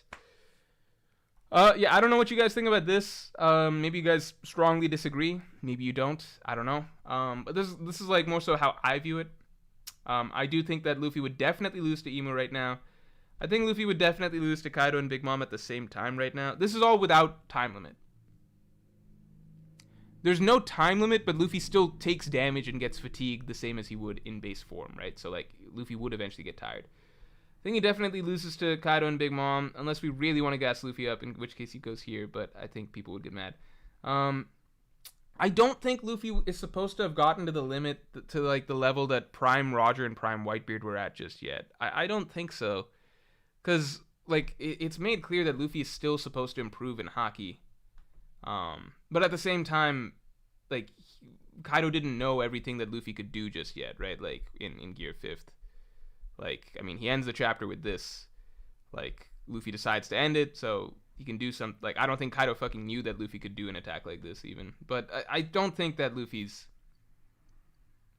I don't know. It feels too early for Luffy to be up with these guys. But you never know. Like, it also felt too early for Luffy to be, like, destroying 2 admirals at the same time. I didn't think that would be a thing. So I'm trying to be open-minded, I think, to what Luffy's full potential could be. Red Ryujin, thanks for being a Pirate King tier member for 12 months, man. Look out for the upcoming Pirate King podcast. I am a little burnt. I don't think I'm going to record it tonight. I'm going to record it tomorrow, so it could go up either tomorrow or Wednesday, depending on when it's able to be uploaded, because my editor has to do some sound stuff for it. Yeah. Then I think in Gear 5th, Luffy is stronger than these 3 characters. Again, if there's no time limit. I'm hesitant. I'm almost wanting to put Blackbeard here, because just based on the law fight, I feel like Luffy could really steamroll him. But again, we know that Blackbeard is supposed to be really strong eventually, so who knows? I still think Luffy beats these guys. I think he's stronger than him in Gear 5th.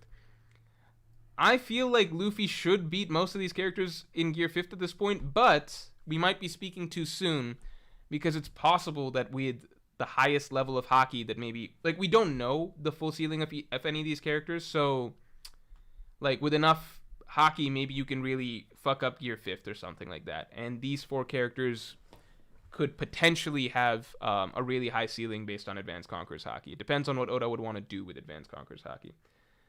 But yeah.